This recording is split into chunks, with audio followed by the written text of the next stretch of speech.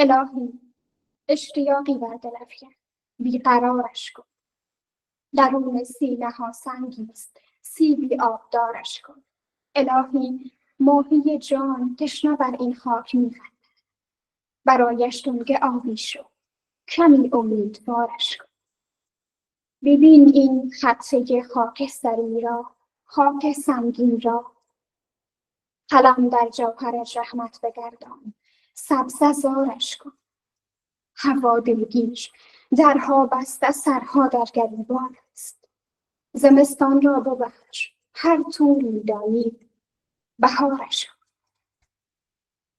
به نام آن خداوندی که انسان را آفرید و با نیروی ایمان و عطای کرامت او را سلطان بحر و درود خداوند بر پیامبران راه حق و خصوص منجی عالم بشریت سرور کائنات حضرت محمد مصطفی صلی الله علیه و سلم که آمد و مکارم اخلاق را کمال بخشید و درودهای بی‌پایان و سلامی بر گرمی خورشید نیز نثار رئیس و بنیانگذار دانشگاه آنلاین جناب محترم بوهنیار عبدالفرید سرهنگی، محترم بوهنمند سهیلا عرفانی معاون صاحب علمی، محترم استاد عادل زمانی معاون صاحب علم محصلان، معاون صاحب اداری و اعضای محترم هیئت رهبری دانشگاه، جناب محترم دکتر محمد ظریف علم اسلام‌زی، محترم دکتر سمیر سمرای، محترم دکتر نصرت الله، محترم دیپلم سید احمد ابراهیمی و محترم استاد فایز عزیرک.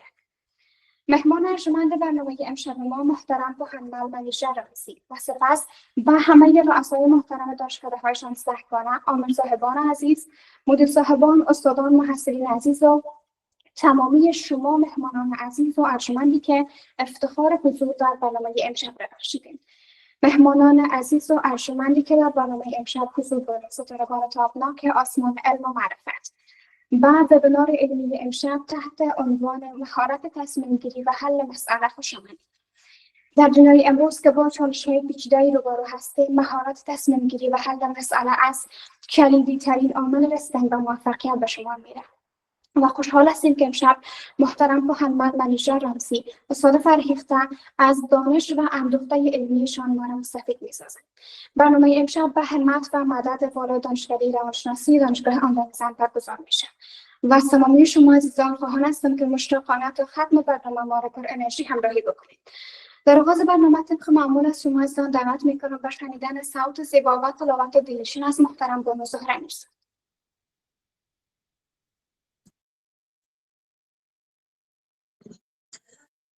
أعوذ بالله من الشيطان الرجيم. بسم الله الرحمن الرحيم. ألف لام ميم. تنزيل الكتاب لا ريب فيه من رب العالمين. أم يقولون افتراه بل هو الحق من ربك لتنذر قوما ما آتاهم من نذير من قبلك لعلهم يهتدون. الله الذي خلق السماوات والأرض وما بينهما في 6 أيام ثم استوى على العرش.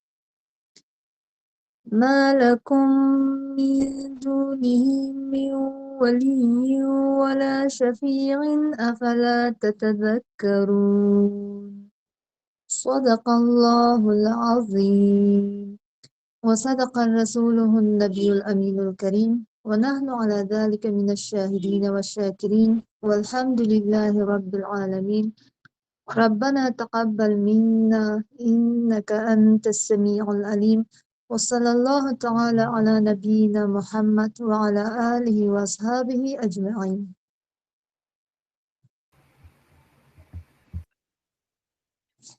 هغه سترګې دې له درده په امان وي، هغه سترګې دې له درده په امان وي، آموخته چې په کتلو د قرآن وي.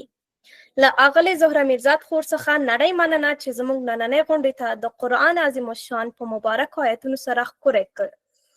اوس غواړم چې په لنډ ډول د ښځې آنلاین پوهنتون در وپېژنم او دغه پېژندنه به موږ ته وښایي چې زموږ پوهنتون د علم، پرمختګ او نوښت څراغ څنګه روښانه کړی دی. د ښځې آنلاین پوهنتون کله چې د زده کړو دروازې په نجونو باندې وتړل شو، خپل فعالیت یې په 20 د دسمبر د 2022 کال هر یو آغلي پوهنیار عبدالفرید سالنګي او میرمن فریده حیدري په مرسته پرانیستل شو چې د دوی په زیار او نه ستړي کېدونکي هلو ځلو د علم ډیوه د روښانه لمر په څېر وځلېد او د تعلیم څخه پاتې خویندې لاسنیوی وکړ او د علم د رڼا څخه یې بې برخې نه کړې، چې دا یو ډیر ستر ابتکار او لاسته راوړنه ده چې د دوی د زیار او د نه ستړي کېدونکي هلو ځلو پر مټ لاسته راوړل شو. اوس مهال د ښځې آنلاین پوهنتون کې اوسني او مخکني دولتي او خصوصي استادان او زیات شمیر علمي او فرهنګي وطنپال او په علم مین شخصیتونه خپل بارزښت او قیمتي وخت یې د دې هېواد د راتلونکي نسل د هیلو او ارمانونو د پوره کېدلو لپاره پرته د کوم مادي امتیازه په رضاکارانه او معیاري ډول یې موږ ته وقف کړی دی. د دوی هر یو نه د زړه له کومې مننه کوو او د الله پاک څخه ورته د سعادت غوښتونکي یو.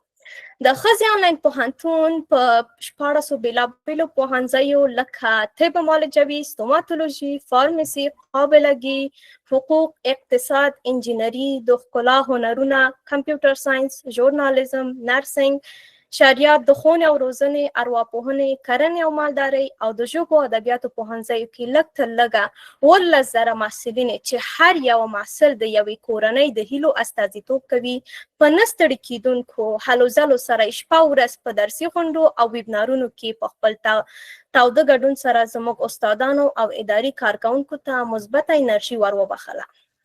د تدریس ترڅنګ محصلینو ته د ظرفیت لوړولو لپاره لنډمهاله پروګرامونه او ویبنارونه رامنځته کیږي چې نن ورځ پروګرام د پوهنتون مؤسس پوهنیار عبدالفرید سالنګي، میرمن فریده حیدري، محترمې مرستیالانې هر یو، سهیلا عرفاني او محترم استاد عادله زماني، د 14 پوهنځیو معزز رئیسان، محترم مدیر صاحبان او ټولو اداري او تخنیکي ټیم او نه ستړي کېدونکي زیار او هلو د قدرداني او ستاینې وړ ده.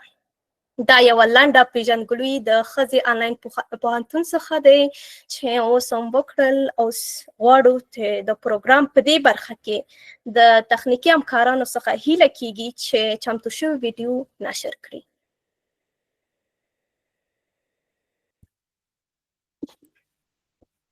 و عرصه گذاشت که مسیر دانش، عدالت و خدمت را با گام‌های استوار پیمود. منیژه رامزی با نگاه ژرف با آموزش و حقوق بشر روایتگر راهی است که از آموختن آغاز شد و به توانمندسازی جامعه انجامید.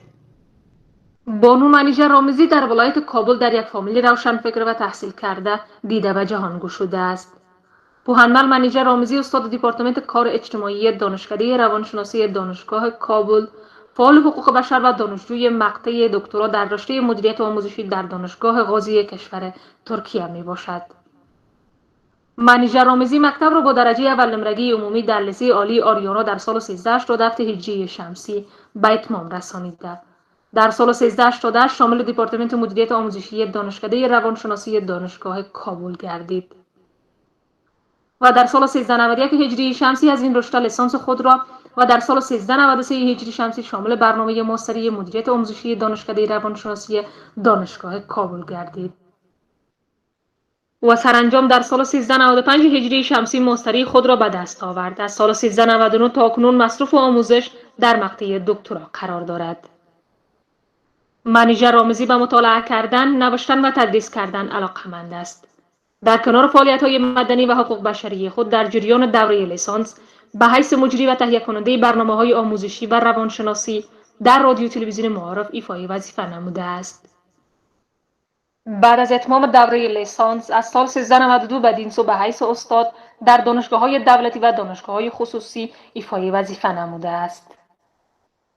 منیژه رامزی با قلم آگاه، صدای روشن و تعهد بی‌وقفه همچنان در مسیر پژوهش، آموزش و تغییر گام برمی‌دارد.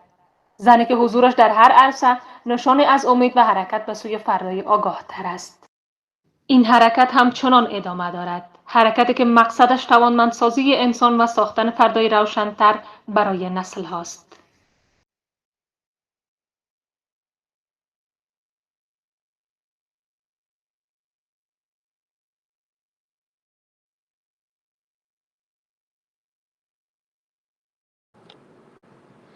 دیوانه و دلبسته اقبال خودت باش، سرگرم خودت، عاشق احوال خودت باش.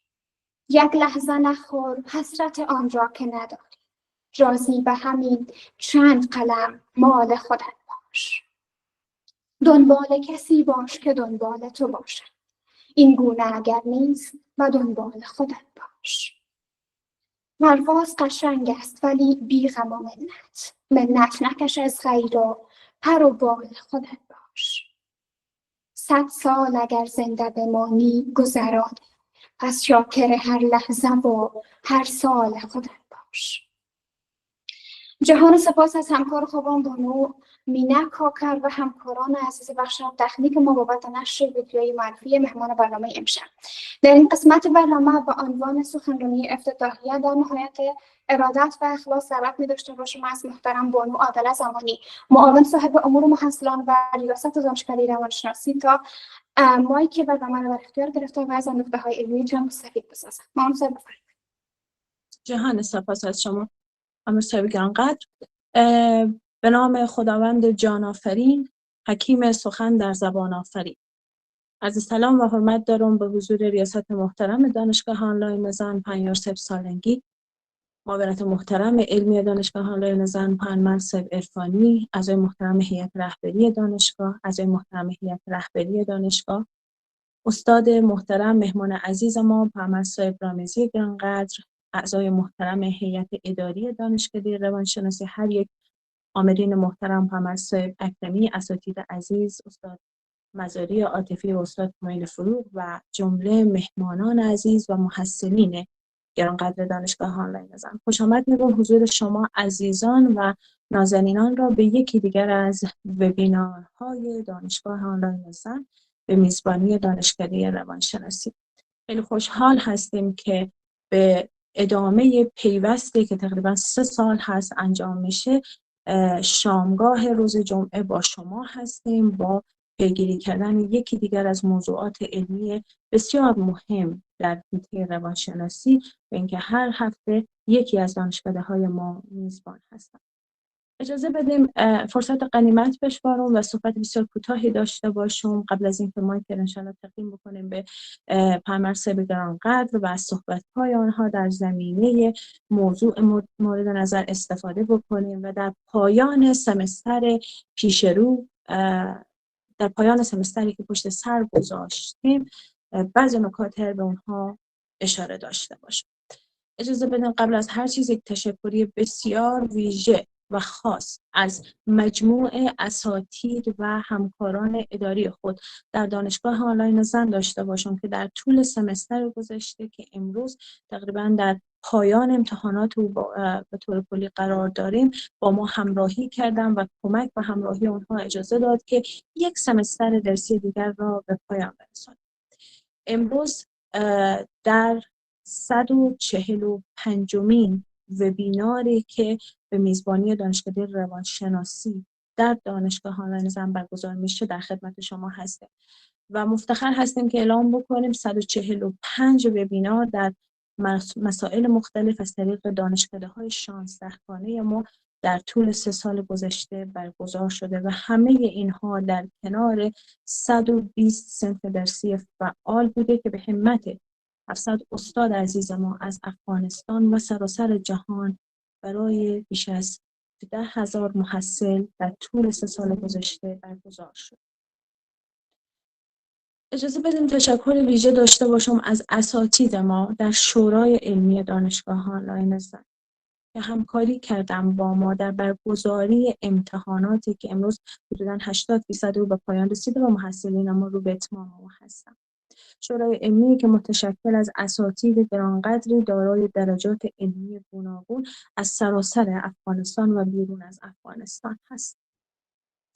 و این فرصت بسیار طلایی هست که من تشکر بکنم از اونها به خاطر عزیزی که در پایان سمستر هستیم و شاید بعد از به اتمام رسیدن امتحانات ما وقفه کوتاهی داشته باشیم. به همین دلیل این وضعیت و این فرصت بسیار طلایی برای یاد بردن از اونها هست.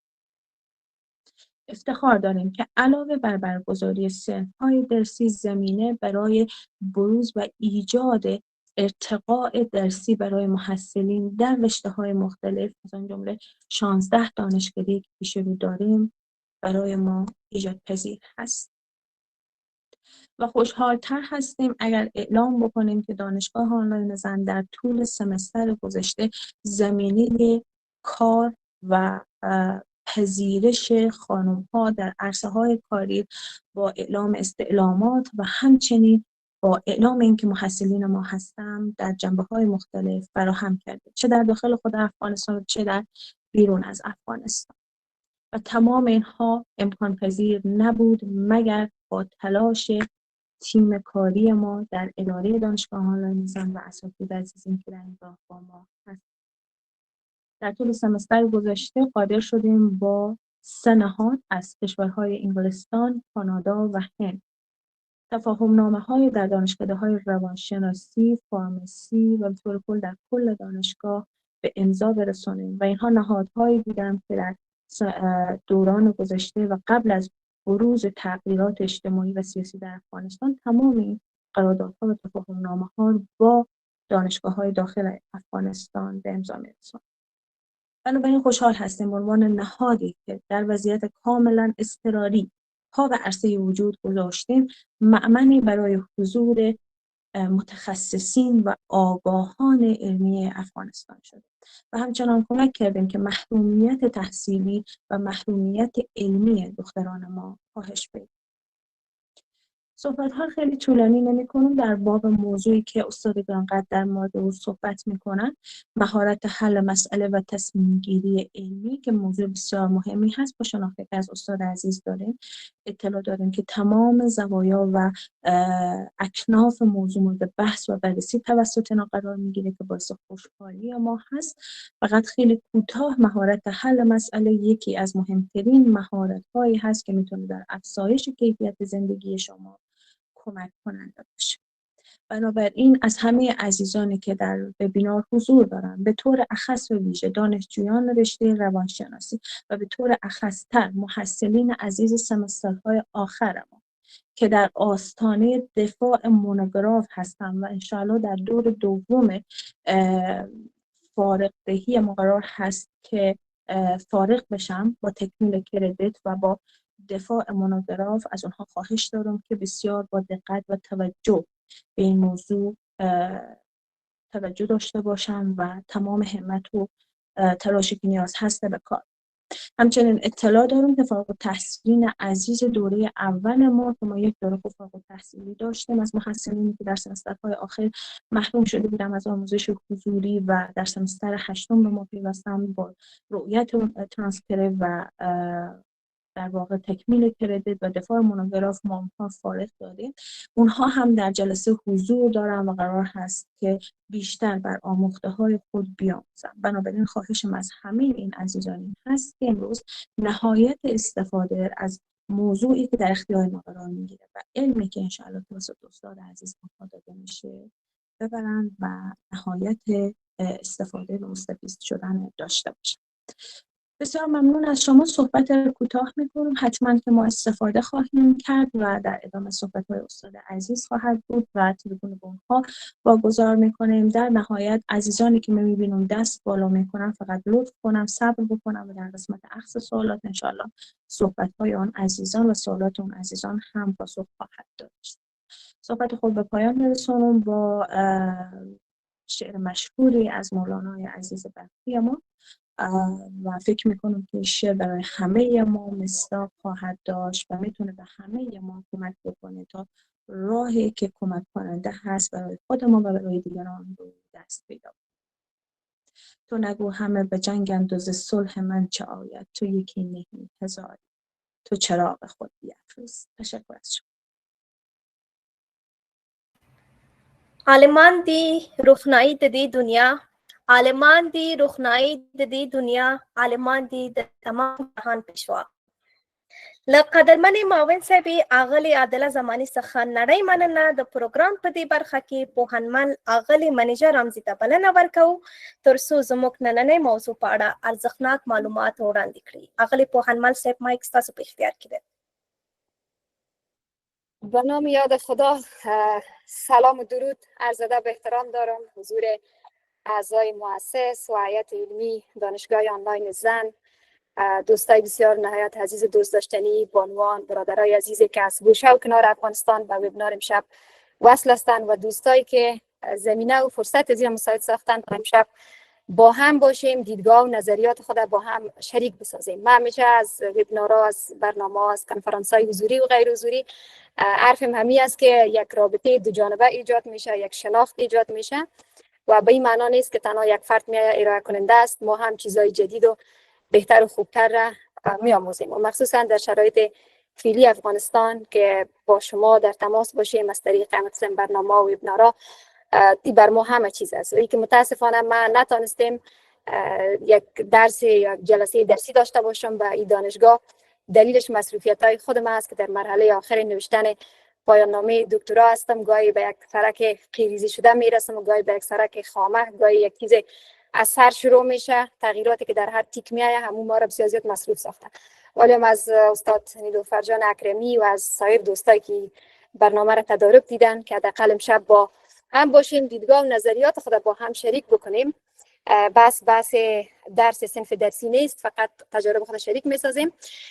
البته من خودم شخصا به این باور هستم که بحث مدیریت تصمیم گیری و حل مسئله در کنار از اینکه یک بحث علمی و اکادمیک است، یعنی یک بحث زندگی روزمره اجتماعی ما و شما هم هست، ولی متاسفانه ما زیاد برش نمیپردازیم به معنای واقعیش. و فراموش نکنیم که اینجا جناب سالنگین صاحب مؤسس پانتون آنلاین زن حضور دارن. سلام جداگانه بر ازونم تقدیم میکنم و تشکری میکنم از اینا که همین فرصت مساعد ساختن که دختر خانمای ما که در یک شرایط بحران دور از فضای آموزشی قرار دارن این پلتفرم وجود داره و اینا میاین اینجا گپا و مسائل و موارد جدیدی را میآموزن. قلبا ممنون تشکری میکنم که مثلا گاهی ما دانشگاه آنلاین یا درس آنلاین نقد میکنیم جنبه‌های دیگه داره، ولی واقعا تدارک دیدن یک برنامه دنیای از چالش‌ها را داره. وقتی یک فرد میایه با جمعی از دیگه دوستا برنامه آنلاین و درس آنلاین ارائه میکنه با انبوهی از مشکلات و این باید به دیده قدر نگریسته شود و در تاریخ مبارزه این دوره ما که درس‌های آموخته شده بر نسل‌های بعدی میگذاریم، یک صفحه‌اش باید برای دانشگاه و مکاتب آنلاین باز شود که من خودم شخصا تلاشم همی است که در نوشته‌ها و کتاب‌های بعدی این مسئله را بیشتر انعکاس بدم. که از موضوع دور نریم، بحث مدیریت تصمیم گیری و حل مسئله ما پیشتر یادآوری کردم که ما در زندگی روزمره ما با این موارد سر کار داریم ولی متاسفانه زیاد برش نمیپردازیم.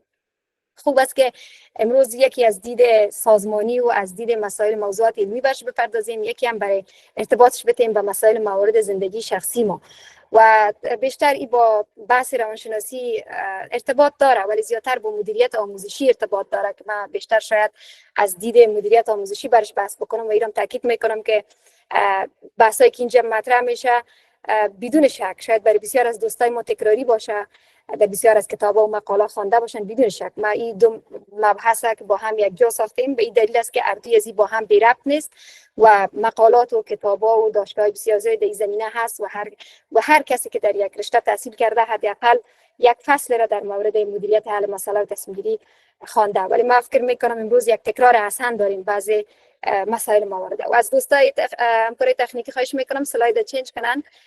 میریم به خیر استا به سلایدا و به گپای اصلی و اساسی. خب یک معرفی شد، بدون شک روی مدیریت تصمیم گیری و حل مسئله صحبت میکنیم. خود مسئله چی است، راه حل مسئله چی است، تصمیم گیری چی است، انواع تصمیم گیری را برش بحث میکنیم. ما شاید یکی دو نوع تصمیم گیری را میفهمیم ولی گپای بسیار زیاد در زمینه تصمیم گیری وجود داره.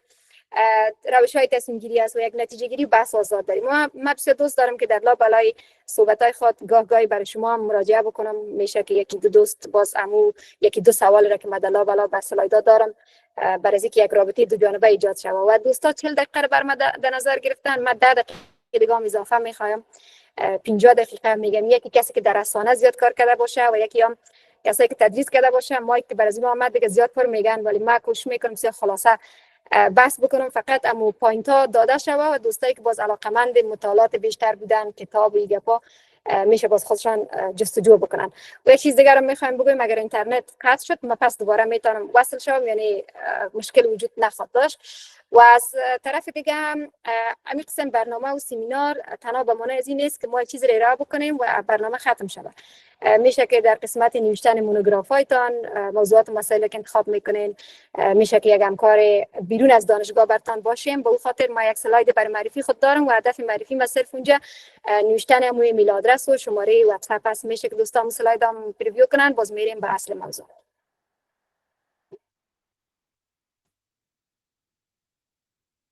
میشه سلاید بعدی را لطف کنیم.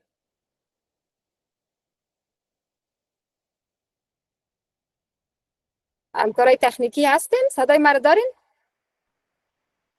بله صدا شما را داریم. همکاران عزیز ویدیو را لطفاً سلاید را تغییر بدیم. سلاید بعدی را لطف کنیم. سلاید تغییر نکرده همکاران عزیز. گوگل میت مشکلش همین است که باید شما یک لحظه منتظر باشین، دوباره سلاید شیر میشه است. خب تا زمان که سلاید پس دوباره میاد روی اسکرین، هدف از این سلایدی است شاید سلاید رو دوستا برتان و مو گروپی که دارن شاید برتان روان بکنم. ما ایمیل آدرس خود برتان نوشته کردیم. گاهی اگر کدام ریکامندیشن لیتر برتان ضرورت میشه برای بعضی بورسیای تحصیلی، برای مونوگرافایتان نیاز به همکاری علمی دارین، در اونمو محدوده هم میتونم در اوقات فراغت بخواد با شما همکار باشم. میریم بخیر به سلاید بعدی که اصل موضوع رو شروع بکنیم. ما پیشترم برتان عرض کردم که ما شما در زندگی رسمی، مخصوصا کسایی که معلم است، مهندس است، دکتر است، استاد است، انجینیر است، بدون شک ما در بدنه یک سازمان کار میکنیم یا کار میکردیم یا کار میکنیم. در شرایط فعلی ما با مسائل مختلف مواجه میشیم و نیاز به این داریم که تصمیم بگیریم و او را حل بکنیم و بالاخره به یک نتیجه برسیم. همین قسم ما در زندگی شخصی خودم دچار بعضی مسئله ها میشیم و گاهی اگر ما زندگی خود بررسی بکنیم، هر روز هر از گاهی ما مسئله های در زندگی ما پیش میآید و این نیازمند از است که ما عمود درایت و مهارت ها و مسائل داشته باشیم که بتانیم مسئله را شناسایی بکنیم، راه حل برای پیدا بکنیم و بالاخره به یک تصمیم برسیم.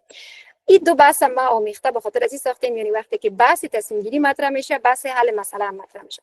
وقتی جایی که بحث حل مسئله مطرح میشه، بحث تصمیم گیری هم مطرح میشه. ما وقتی که مشکل حل میسازیم، مشکل باید به مسئله تبدیل بکنیم. مسئله رو وقتی میخوایم حل بسازیم، باید برای راه حل پیدا بکنیم و او رو با مو حالتش باقی نمیگذاریم. بالاخره میریم یک تصمیم میگیریم.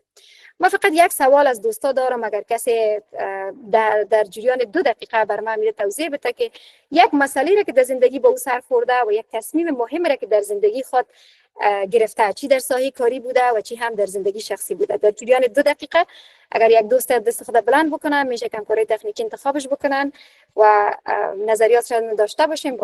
خب همین دوست ما بانو فرزانه خیراندیش، میشنویم از شما. استاد فکر میکنم که نتشان مشکل داره و با دلیل از اینکه تعداد زیاد است شاید نتونم. اگر اجازه تان باشه ببخشید. سلام خدمت شما و همچنان از کسانی که حضور دارند، همچنان رئیس صاحب و مهمان معزز ما.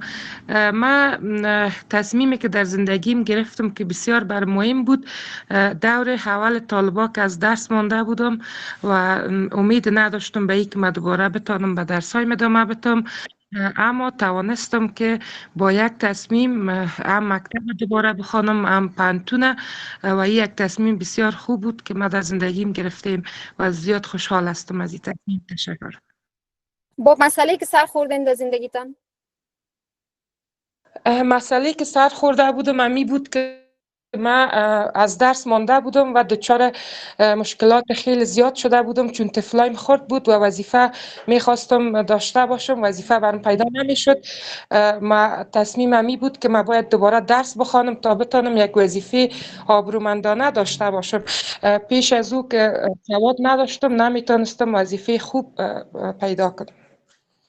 تشکر بسیار زیاد. خوب هدف ما از طرحی سوال ای بود که شما یک مسئله مهم زندگیتانه و یک تصمیم که در زندگیتان گرفتن رو بگوین، بخاطر از که یک رابطه دو جانبه ایجاد شود و من زیاد دوست ندارم که یک نفر صحبت بکنه و دیگرها یعنی همونطور روش گذشته که معلم محوری بود و اصلا کسای دیگه سهم داده نمیشد. بدون شک روش‌های درسی مسائل در دنیای امروز تغییر کرده، ولی متاسفانه ما در افغانستان تا زمانی که حداقل ما به دانشگاه تدریس میکردیم پیش از سقوط نظام جمهوری، بیشتر اتکا به مو روش بود که باید لکتر داده میشد و دانشجو گوش میکرد و بالاخره یعنی من فکر میکردم که زیادی موثر نیست و حداقل استادای جوانی یک تغییر را ایجاد کرده بودن و در درس آنلاین هم من باورمند به هستم که یک رابطه دو جانبه ایجاد شود. ببینین خیلی خواهر عزیز ما توضیح بسیار خوب دادن. شما ببینین ما وقتی بحث مسئله را مطرح میکنیم، بحث تصمیم گیری پی از اون میاد. ما باید مسئله را شناسایی بکنیم، مراحلش را بسنجیم، یک راه حل مناسب پیدا بکنیم، بالاخره تصمیم بگیریم و به یک مسیر بریم. حالا امروز میبینیم که انسانی که در قرن 21 زندگی میکنه بدون شک این قسمی که تعریف سواد برای ما شما تغییر کرده. شما وقتی مراجعه میکنین به ایندکس ها میرین، به ژورنال ها میرین، میبینین تعریف سواد از زمانی که مثلا یونسکو ایجاد شده تا به امروز سوادی را که برای ما شما تعریف کرده چندین تعریف مختلف متفاوت داره. به همین قسم یعنی هر بار با او یک چیز افزود شده. یعنی به این معنا و مفهوم است که انسانی که در قرن 21 زندگی میکنه و مخصوصا با خواندن و نوشتن و با دنیای مجازی و با هوش مصنوعی اینا سر کار داره، یک سلسله مهارت ها را باید داشته باشه. این یعنی بحث تصمیم گیری و حل مسئله در زمره مهارت های قرن 21 برای یک انسان میایه که او باید بیاید مثلا مشکلات خود حل بکنه، تصمیم بگیره، مسئولیت ها را بپذیره، از این قبیل مسائل موارد. به این ترتیب یعنی ما شما با ابدا مهارت در قرن 21 سر میخوریم که باید یک فرد این مهارت ها رو داشته باشه و من اصلا خواهش میکنم بانوی نهایت عزیز و سایر دوستای دیگه ما که دانشجو هستن در ختم برنامه امروز از خود بپرسین، ببینین که چند تا از این مهارت ها رو دارین. دوستا لطف کنن سلاید بعدی برن. چند تا از این مهارت ها رو شما دارین و چطور میتونیم ما این مهارت ها رو در زندگی روزمره خود تقویت بکنیم؟ یعنی ببینین بحث‌های مدیریتی، بحث‌های روانشناختی، بحث‌های جامعه شناسی، مخصوصا بحث‌هایی که در حوزه مدیریت آموزشی راه میشه، مثل یک زنجیر یکی با دیگه ارتباط داره. مثلا وقتی بحث مدیریت آموزشی رو مطرح میکنیم، در حوزه از این مثلا میایم مدیریت تصمیم گیری و حل مسئله رو مطرح میکنیم. بعد از اون میبینیم که مدیریت تصمیم گیری و حل مسئله بسیار یک ارتباط نزدیک و تنگاتنگ با مهارت‌هایی داره که ما در قرن 21 به عنوان یک انسان به اون نیاز داریم. شما ببینین در اینجا من بیشتر سوال مطرح کردم که شما در ختم برنامه امروز از خود بپرسین که شما چند تا از این مهارت‌ها رو دارین و چند تا از این ضعیف است و چند تا از این نیاز به تقویت داره. مثلا خلاقیت و نوآوری، ماشاءالله مثلا جوانای ما شما در هر گوشه و کنار که هستن خلاقیت و نوآوری دارن. اگر امو فضا یا امو اسپیس برشان داده شود بدون شک که از خود خلاقیت و نوآوری به خرج میدن، مخصوصا بانوا. ما مثلا کار خانگی یا امو اساینمنت های صنفی دختر خانم‌ها رو وقتی که می‌دیدم اصلاح می‌کردم، من دو خلاقیت نوآوری رو می‌دیدم، ولی متاسفانه باز از جنس مخالفم میدم و خلاقیت نوآوری در وجود نمیداشت. یعنی با ظرافت مثلا بانوا خلاقیت خود به خرج میدادن. همین قسم در کار خانه، مسائل موارد دیگه، حتی هم در موارد مدیریتی هم خلاقیت را که خانم‌ها به خرج میدن حوصله بیشتر دارن از این قبیل موارد مسائل. و بحث دوم ببینین، بحث مهارت دوم مهارت تفکر انتقادی و حل مسئله است که پیشنهاد ما می سمینار تفکر انتقادی و حل مسئله بود. باز دوستان این موضوع انتخاب کردن، میشه در یک فرصت مناسب دیگه بحث تفکر انتقادی و حل مسئله رو داشته باشیم که یک مهارت است، به خاطر از اینکه ما شما در جامعه مثل افغانستان زندگی میکنیم و همیشه نقد میکنیم. حالا که نقد با تفکر انتقادی کاملا متفاوت است. ما از دریچه منطق و استدلال و ریسرچ این مسائل پیش میریم، ولی در نقد ما بسیار سطحی نگری میکنیم و هیچ بدیلی برای این نداریم. بحث همکاری و کار تیمی از دوستایی که مثلا به دانشگاه آنلاین زن آمدن بدون کدام طمع و توقع مادی کار رضاکارانه انجام میتن، یک مهارت است. یعنی هر کس امروز در جامعه افغانستان حاضر نیست که کار انجام بده. میگه چرا من نخوابم، چرا مثلا یک جای تفریح نرم که من بیایم یک ساعت یا 2 ساعت خود ایجاد صرف بکنم درس بدم. نه، این یک مهارت است در وجود هر انسان. شاید نباشه، شاید بعضی انسان‌های متحد به ارزش‌های اخلاقی مثلا این کار انجام بدن. هیچ کسی وقت اضافی نداره، ولی امو تعهد به ارزش‌های اخلاقی منجر به این شده که یک مهارت در وجود فرد تقویت کنه، تقویت پیدا بکنه، رشد بکنه، بالاخره از او دیگران هم مستفید شود. سواد اطلاعاتی هست، سواد رسانه‌ای است، من زیاد در مورد اینا بحث نمی‌کنم. سواد فناوری و دیجیتال است. بحث انعطاف پذیری و سازگاری بسیار زیاد مهم است که ما مردم افغانستان نداریم متاسفانه. ابتکار عمل است. در بسیار از موارد و مسائل ابتکار عمل داریم ولی متاسفانه در ابعاد منفی زیاد ابتکار عمل داریم. شما مثلا اگر یک کار بسیار مثبت خوب ارائه میکنین، یعنی دیگران او را با دید بسیار نقادانه میبینن ولی اگر یک کار خلاف باشه باز به دیدگاه دیگه دیده میشه. یعنی ابتکار عمل به این معنا مفهوم است که یک بحث روانشناسی هم هست. شما مثلا در طفل چقدر میبینین که ابتکار عمل داره، مثلا در یک نوجوان جوان در این روزا مثلا تعداد زیادی از طفلا رو میبینیم که نابغه معرفی میکنن. من نمیفهم تا چی اندازه صحت داره، گرچه که طفلی که مثلا پدر مادر متوجه میشه که نابغه است نباید تو زیاد بر رسانه‌ها نمایش داده شه، باید تو یک روش‌های دیگه باید بر از استفاده شود که از بود روانشناسی اینجا دوستای روانشناس ما حضور دارن که باید تست شود و بالاخره به مو ارزش‌هاش پرداخته شود. مهارت‌های اجتماعی و بین فردی است. مثلا چقدر ما مهارت اجتماعی و بین فردی داریم. متأسفانه در جامعه افغانستان یک بحثی است که مثلا تبعیض جنسیتی از برابری جنسیتی نیست. این بحث زیاد همینطور پنهان مانده در حوزه مردا، در حوزه زنا. بحثایی است که واقعا کلیشه‌های جنسیتی در جامعه افغانستان وجود داره. مثلا بهره‌وری و پاسخگویی هست، رهبری و مسئولیت پذیری است. یعنی بحث رهبری و مسئولیت پذیری خودش نشان میده که ما وقت تصمیم میگیریم مسئولیت پذیر میشیم، رهبری میکنیم و بالاخره اون مسائلی که وجود داره، مسائلی که وجود داره او را حل میکنیم. مدیریت هیجان استرس است که یک بحث مشخص روانشناسی را داره که ما زیاد به اون نمی‌پردازم چون رشته من مدیریت آموزشی است. بحث خودآگاهی و عزت نفس است که مثلا بحث عزت نفس با اعتماد به نفس که متاسفانه یک تعدادی از دانشجوی ما مشکل داشتن که مثلا نمیتونستن پیش روی صنف بیاین. اعتماد به نفس اینا بحث خودش داره. ببینید بحث تصمیم گیری و حل مسئله و مدیریت تعارض است. یکی از مهارت‌هایی است که در قرن 21 یک انسانی که باید میخواد تصمیم بگیره، مسائل حل بکنه، باید این مهارت داشته باشه. همدلی و آگاهی فرهنگی است که ما متاسفانه در جامعه افغانستانی مهارت نداریم، بسیار زیاد ضعیف است. یادگیری مدام العمر است. بعضی کسان میگن من ماستر شدم، دکتر شدم، پی اچ دی گرفتم، دیگه نیاز ندارم که بخونم. دیگه نیاز نیست. ولی انسان در معرض یادگیری باید قرار داشته باشه. یادگیری باید از بالقوا بالفعل تبدیل شه. چیزایی که ما یاد میگیریم باید بر دیگران انتقال بدیم.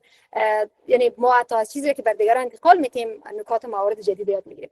خواهش شما از دوستای دانشجو همی است که امروز در ختم برنامه از خود یک بار بپرسین که چند تا از این مهارت دارین، چند تا از این برتن ضعیف است و چند تا از این قوی است و چطور میتونین این مهارت ها را قوی بسازین. چرا قوی بسازین؟ بخاطر از اینکه ما وقت بحث تصمیم گیری و حل مسئله را مطرح میکنیم، ما اگر این مهارت ها را نداشته باشیم ما نمیتونیم یک تصمیم گیری خوب باشیم، نمیتونیم مسئله هایی که در زندگی شخصی ما، یعنی زندگی شخصی که میگیم دو بود داره. ما یکی زندگی فردی بر خود ما داریم، یکی زندگی که در بطن خانواده داریم و یکی هم زندگی رسمی و سازمانی داریم که در بطن یک سازمان، یک اداره، یک نهاد کار میکنیم، در اونجا است. ما اگر نتونیم مثلا مسئله هایی که در زندگی فردی و خانوادگی ما وجود میاد اونا را اگر حل کردن نتونیم، تصمیم درست گرفتن نتونیم، این تاثیرگذار میشه بالای زندگی سازمانی و اداری و کاری ما.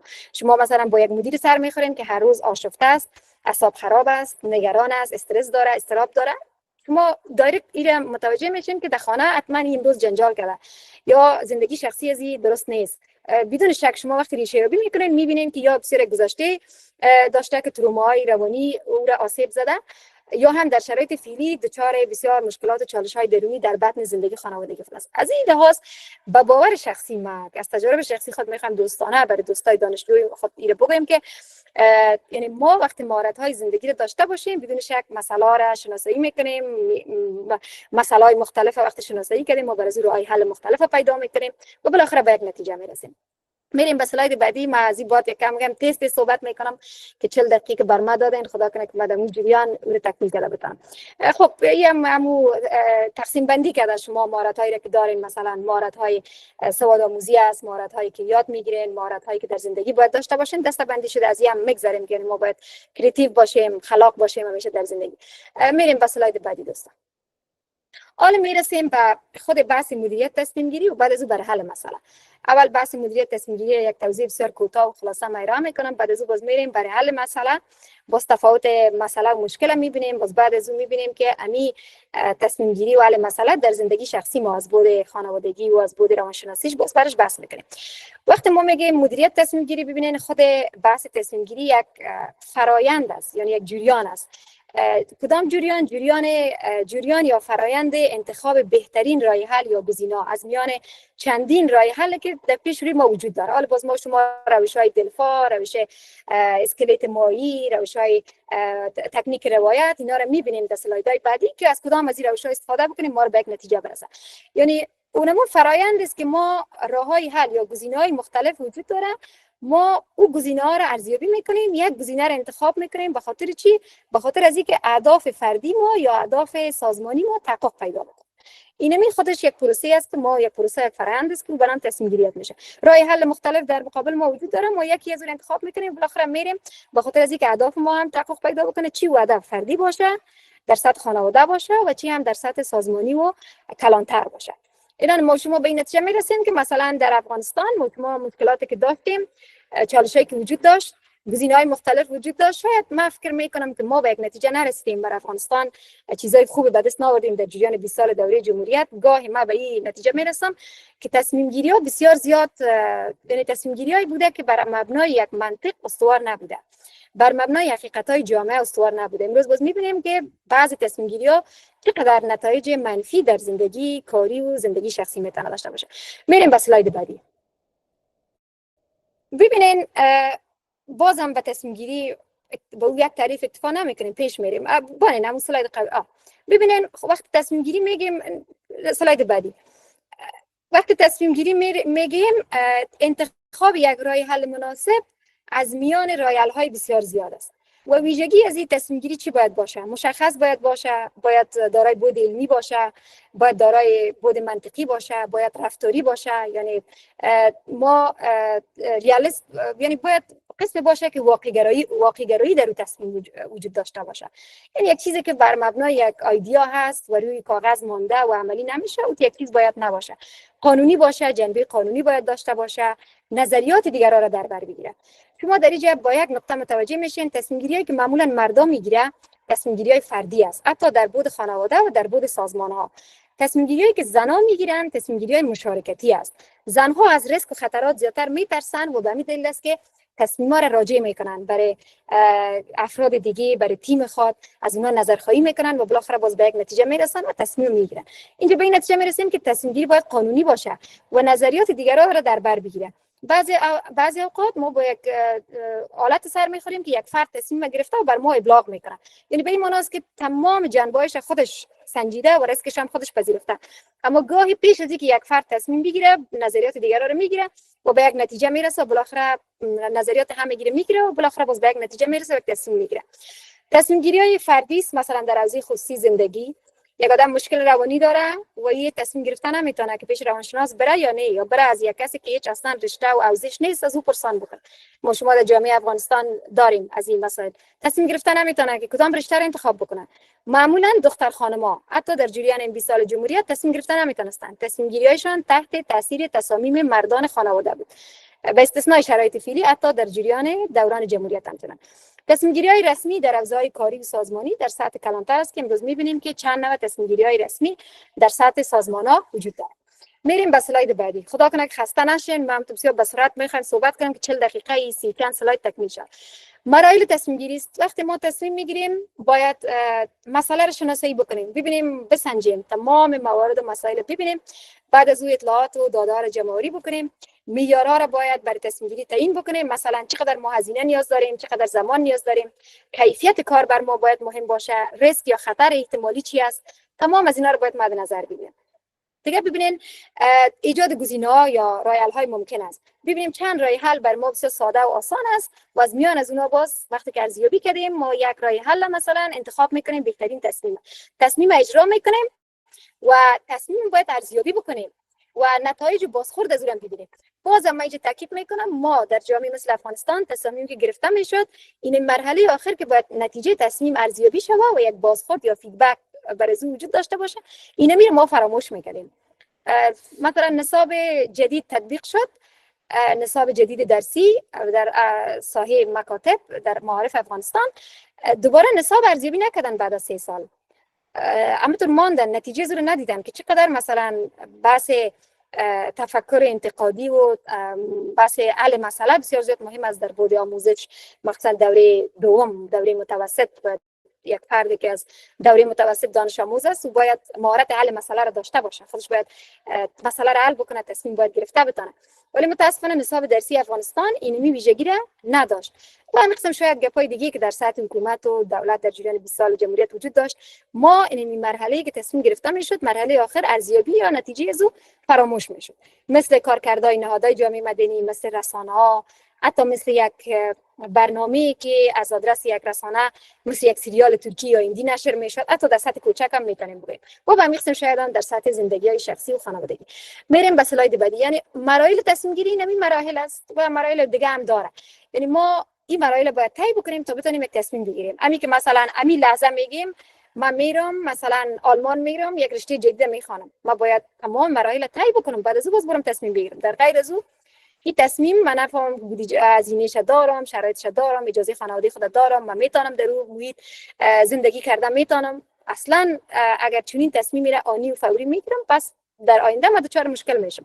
از این جهت است که ما باید مراحل تصمیم گیری بسیار قدم به قدم مرحله به مرحله مد نظر بگیریم. امی در قسمت انواع تصمیم گیری من انواعش توضیح میدم. یکی از دانشمندان مدیریت و مخصوصا کتابایی که در عرصه مدیریت آموزشی وجود داره سایمون است. سایمون بسیار زیاد در بحث تصمیم گیری بسیار زیاد صاحب نظر است، صاحب دیدگاه است. او بسیار تعریف جامعی را میکنه که شاید برای بسیار دوستای تعریف تکراری است ولی بازم ما را تکرار آوردیم. او میگه که تصمیم گیری قلب زندگی و فعالیت های انسان ها، چی در حیات شخصی و چی در حیات یا زندگی سازمانی است. یعنی ببینید وقتی میگیم قلب سازمان یعنی به این معنی است که ما اگر تا تصمیم نگیریم از خانه بیرون برآمدن نمیتونیم، درس خواندن نمیتونیم، مثلا برای ازدواج خود تصمیم گرفتن نمیتونیم، مثلا قرار است که یک کتاب میخوایم نوشته بکنیم اما تصمیم گرفتن نمیتونیم که تحت کدام عنوان چی باید بکنیم. یعنی قلب زندگی هر فرد چی در بود شخصی و چی هم در بود سازمانی تصمیم گیری است. رهبر مدیری که در رأس ایران سازمان قرار داره او وقتی میایه تصمیم میگیره، یعنی به این معنی است که تیم خود رهبری میکنه، مسئولیت‌ها را تقسیم میکنه، مسائل حل میکنه، بالاخره تصمیم میگیره. یعنی به این معنی مفهوم است که قلب زندگی فرد است و قلب یک سازمان و یک اداره است. این تصمیم بسیار زیاد مهم است و تصمیم کل کار است. یعنی ما وقتی تصمیم میگیریم در تصمیم خود باید مصمم و متحد باشیم و جوانبش را بسنجیم. از نظر ساختار و انجام ببینید ما یک تصمیم گیری های برنامه‌ریزی شده داریم، یکی تصمیم گیری های برنامه‌ریزی نشده داریم. وقتی در تصمیم گیری های برنامه‌ریزی شده میپردازیم اینجا استراکچر تصمیم گیری ها، یعنی به این معنی که از قبل اسکیجول شده، مشخص شده، مو گپایی که بیشتر گفتیم، هزینه‌اش، زمانش، مکانش، خطراتش، این یک تحلیل شده، تحلیل سواد شده، مثلا عوامل داخلی خارجی هم از این مسائل مد نظر گرفته شده در کدام محدوده زمانی چی زمان و چه وقت ما را انجام بدیم. تصمیم گیری است که برنامه‌ریزی شده است. ولی در کنار تصمیم گیری های برنامه‌ریزی شده ما تصمیم گیری های برنامه‌ریزی نشده هم داریم که در بسیار از سازمان‌ها به نام تصمیم گیری های آنی یا فوری یاد میشه. تصمیم گیری های آنی یا فوری دو حالت داره. ما گاهی از روی نافهمی، از روی اینکه دیتا یا اطلاعات در اختیار ما قرار نداره، ما تصمیم آنی فوری میگیریم و هیچ کسی را در جریان قرار نمیدیم. یا گاهی به اقتضای زمان ما تصمیم گیری برنامه‌ریزی نشده داریم. مثلا یک دفعتاً یک کارمند ما وظیفه خود ترک میکنه، ما بدون از اینکه جلسه شورای علمی را برگزار بکنیم دفعتاً یک فرد را مسئول سازمان یا دانشگاه به عنوان سرپرست مثلا معاون علمی یا معاون اداری تعیین میکنه، خودش تصمیم میگیره. چرا؟ به خاطر از اینکه اگه این کار نکنه در جریان هفته‌های بعد، روزهای بعد ممکن نیست که جلسه برگزار شود و مراحل طی شود. او بسیار خوب است، این صلاحیت داره کسی که در رأس ایران سازمان قرار داره. همین قسم شاید در زندگی شخصی خانوادگی هم عین گپ باشه.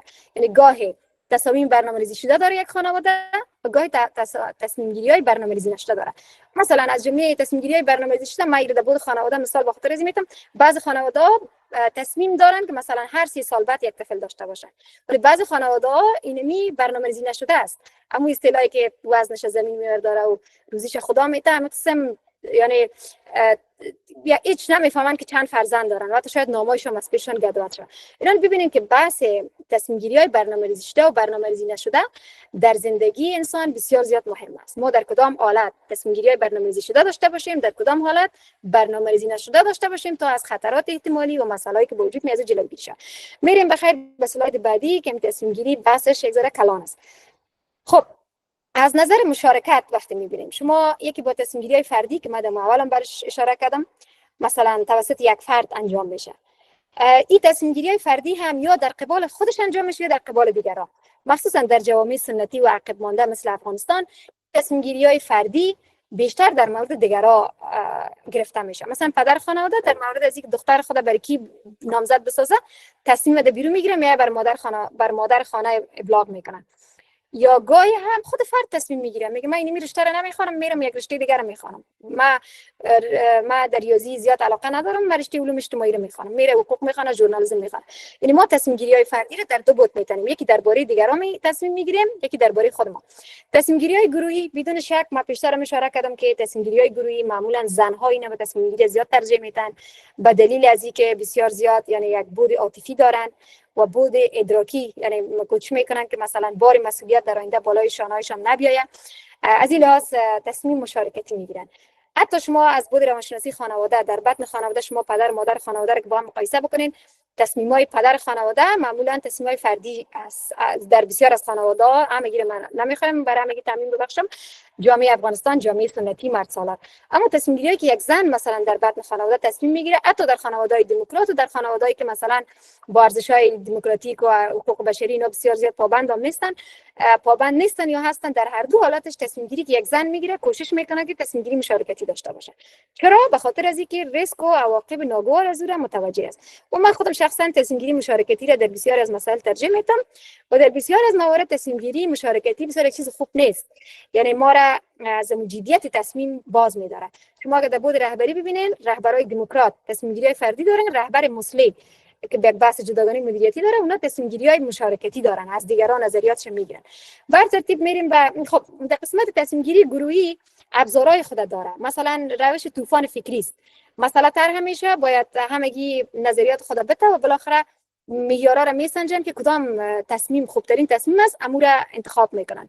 یعنی روش طوفان فکری است که یک بحث روانشناختی داره. روش دلفا است که بین 10 تا 50 متخصص همون بخش دعوت میکنن، چی از طریق ایمیل، از طریق پست یا از طریق جلسات آنلاین مسئله را طرح میکنن و اونا باید نظریات خود شریک بکنن، بالاخره به یک تصمیم میرسن. و کدام تصمیم؟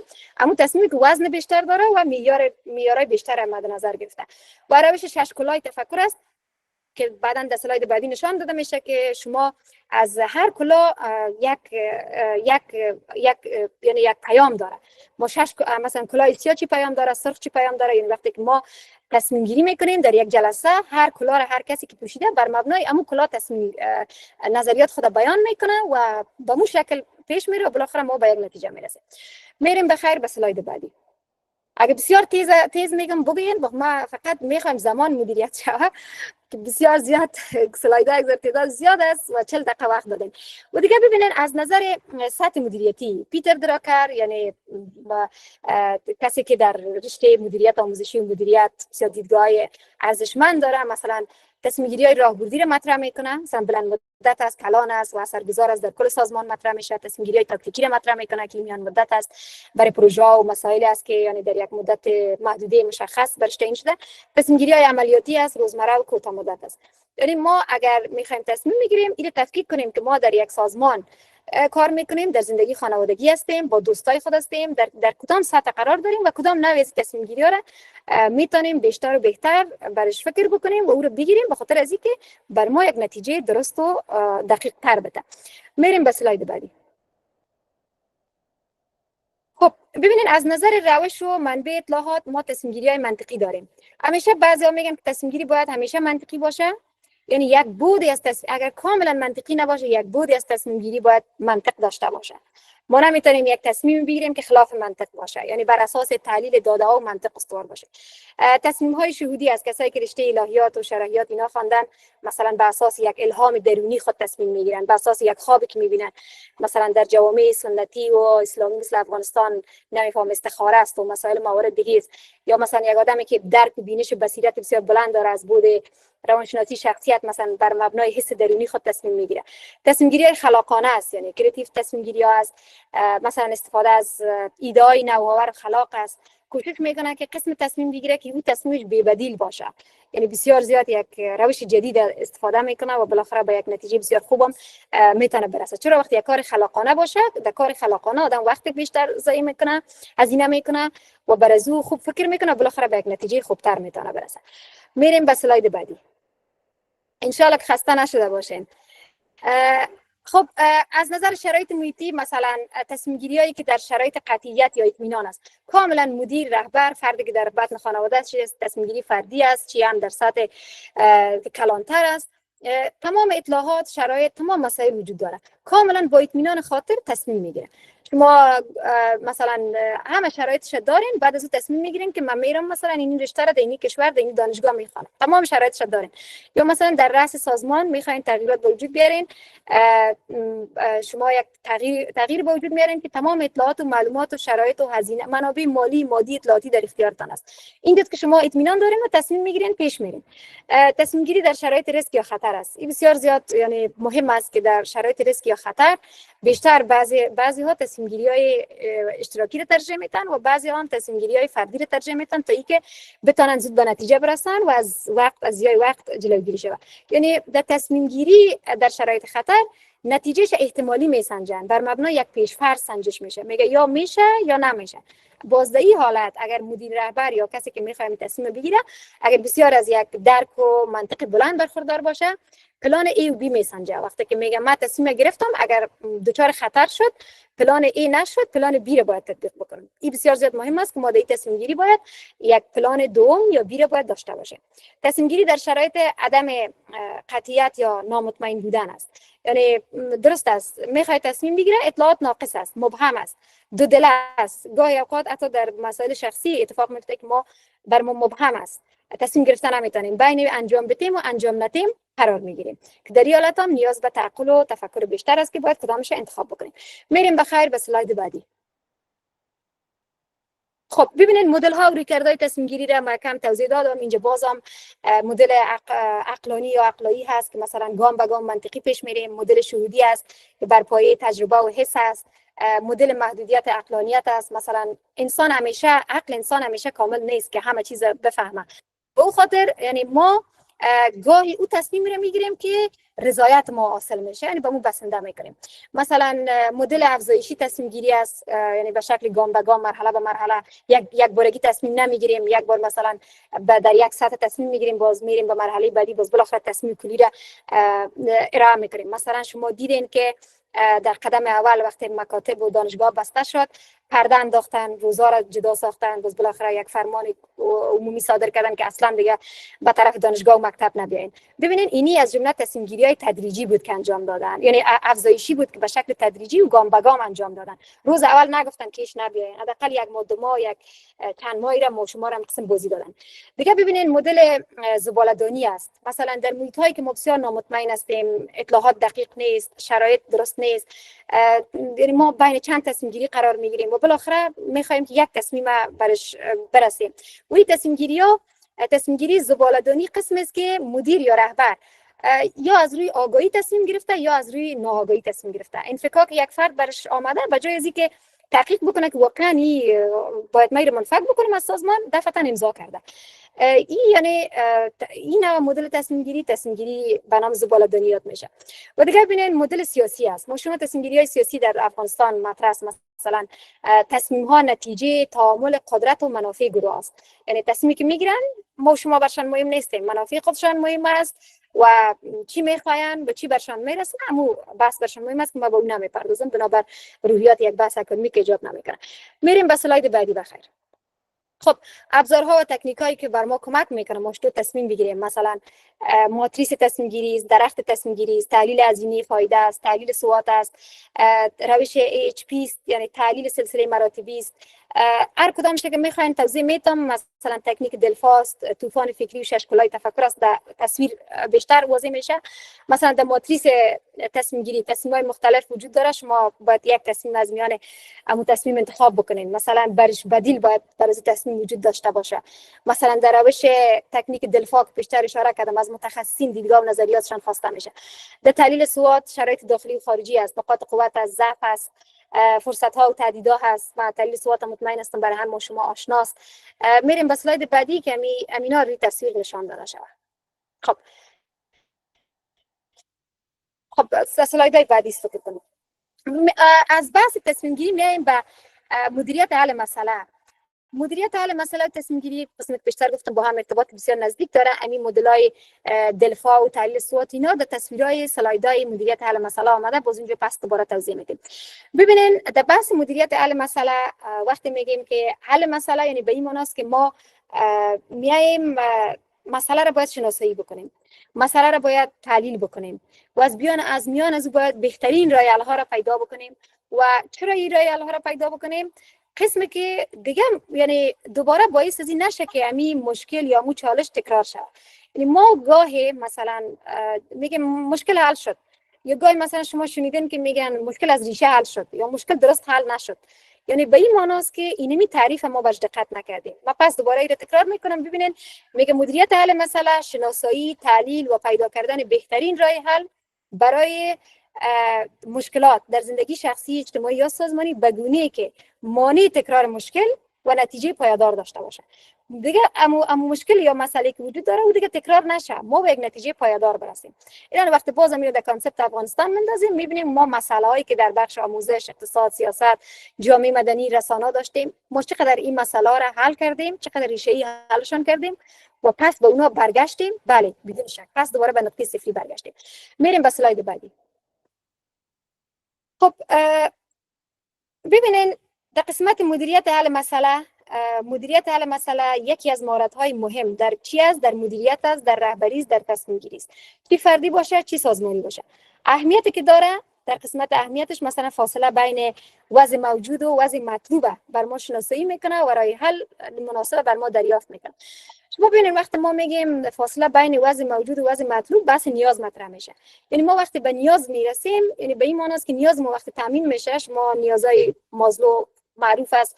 بدون نیازهای مازلو دیگه هم مثلا نظریه‌های مکگریگور و اینا هم هست، ولی در سیستم‌های اکادمیک افغانستان تنها همین نظریه مازلو زیاد معروف اتفاق افتیده، زیاد در کتاب‌ها و مقالات اینا.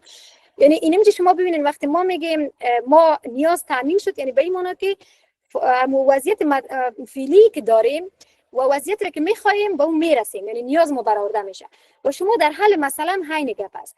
ما در یک وضعیت بسیار مخاطره قرار داریم، چالش داریم، اصلا نمیفهمیم، شرایط مبهم است، ولی یک چیز را تصور میکنیم که باید به او برسیم. به خاطر از این کار باید مسئله را شناسایی بکنیم، راه حل باید دریافت بکنیم و بالاخره به یک نتیجه برسیم و رو تصمیم بگیریم و این باید ثبات و پایداری داشته باشه. پس دوباره مسئله باید بر ما تکرار نشه که گاهی میشه به خاطر از این است که ما درست همون مراحلش را طی نمیکنیم. میریم به اسلاید بعدی دوستان. خب انواع حل مسئله است. انواع حل مسئله هم عیناً به اونمو روشی که پیشتر بر تصمیم گیری هست، اینجا هم پس دوباره مثلا تکرار شده. حل مسئله منطقی هست، مثلا کدام مسئله موارد در این نظر گرفته میشه بسیار گذرازی میگذرم. حل مسئله خلاقانه هست، حل مسئله شهودی هست، حل مسئله گروهی هست که بسیار زیاد مهم است، حل مسئله سیستماتیک است. و بعضی ها به این باور هستن که مثلا میگه حل مسئله سیستماتیک بسیار زیاد مهم است، ولی یک رهبر مدیر، من رهبر مدیر وقتی میگم که او فرد است، چی در بود خانواده است، در بود شخصی است و در بود زندگی سازمانی است، چطور میتونه که از انواعی از این حل مسئله استفاده بکنه و بالاخره مسئله را حل بکنه و بالاخره به یک نتیجه برسه. به اسلاید بعدی میریم.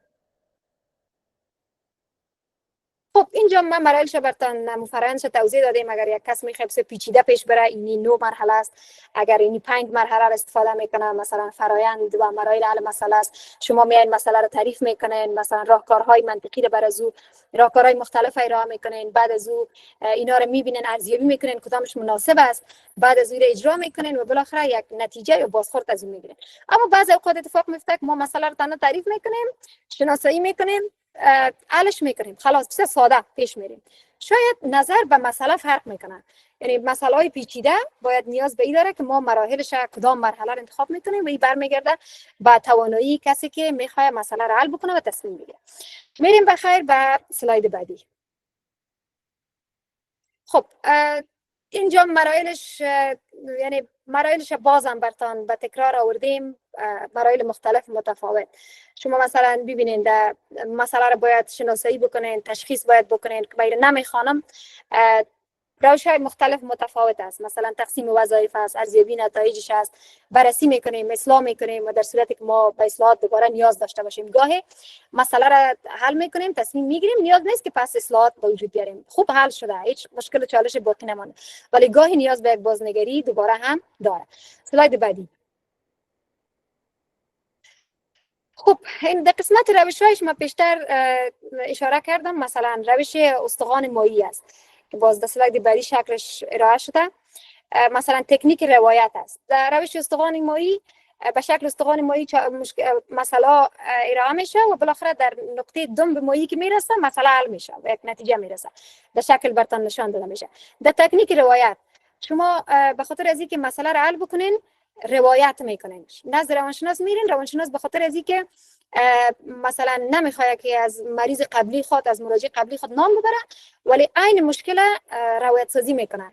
به خاطر چی؟ به خاطر که مسئله شما را حل بکنه. میگه اون زوج این گونه مسئلهشان حل شد به این شکل، شما از اون میآموزین. یا پدر و مادر میخواد که طفلش دیگه گیم بازی نکنه، با دنیای مجازی زیاد سرکار نداشته باشه، روایت یک طفل موفق بر از او بیان میکنه به جای اینکه تنبیه فیزیکی و زبانی اینا داشته باشه.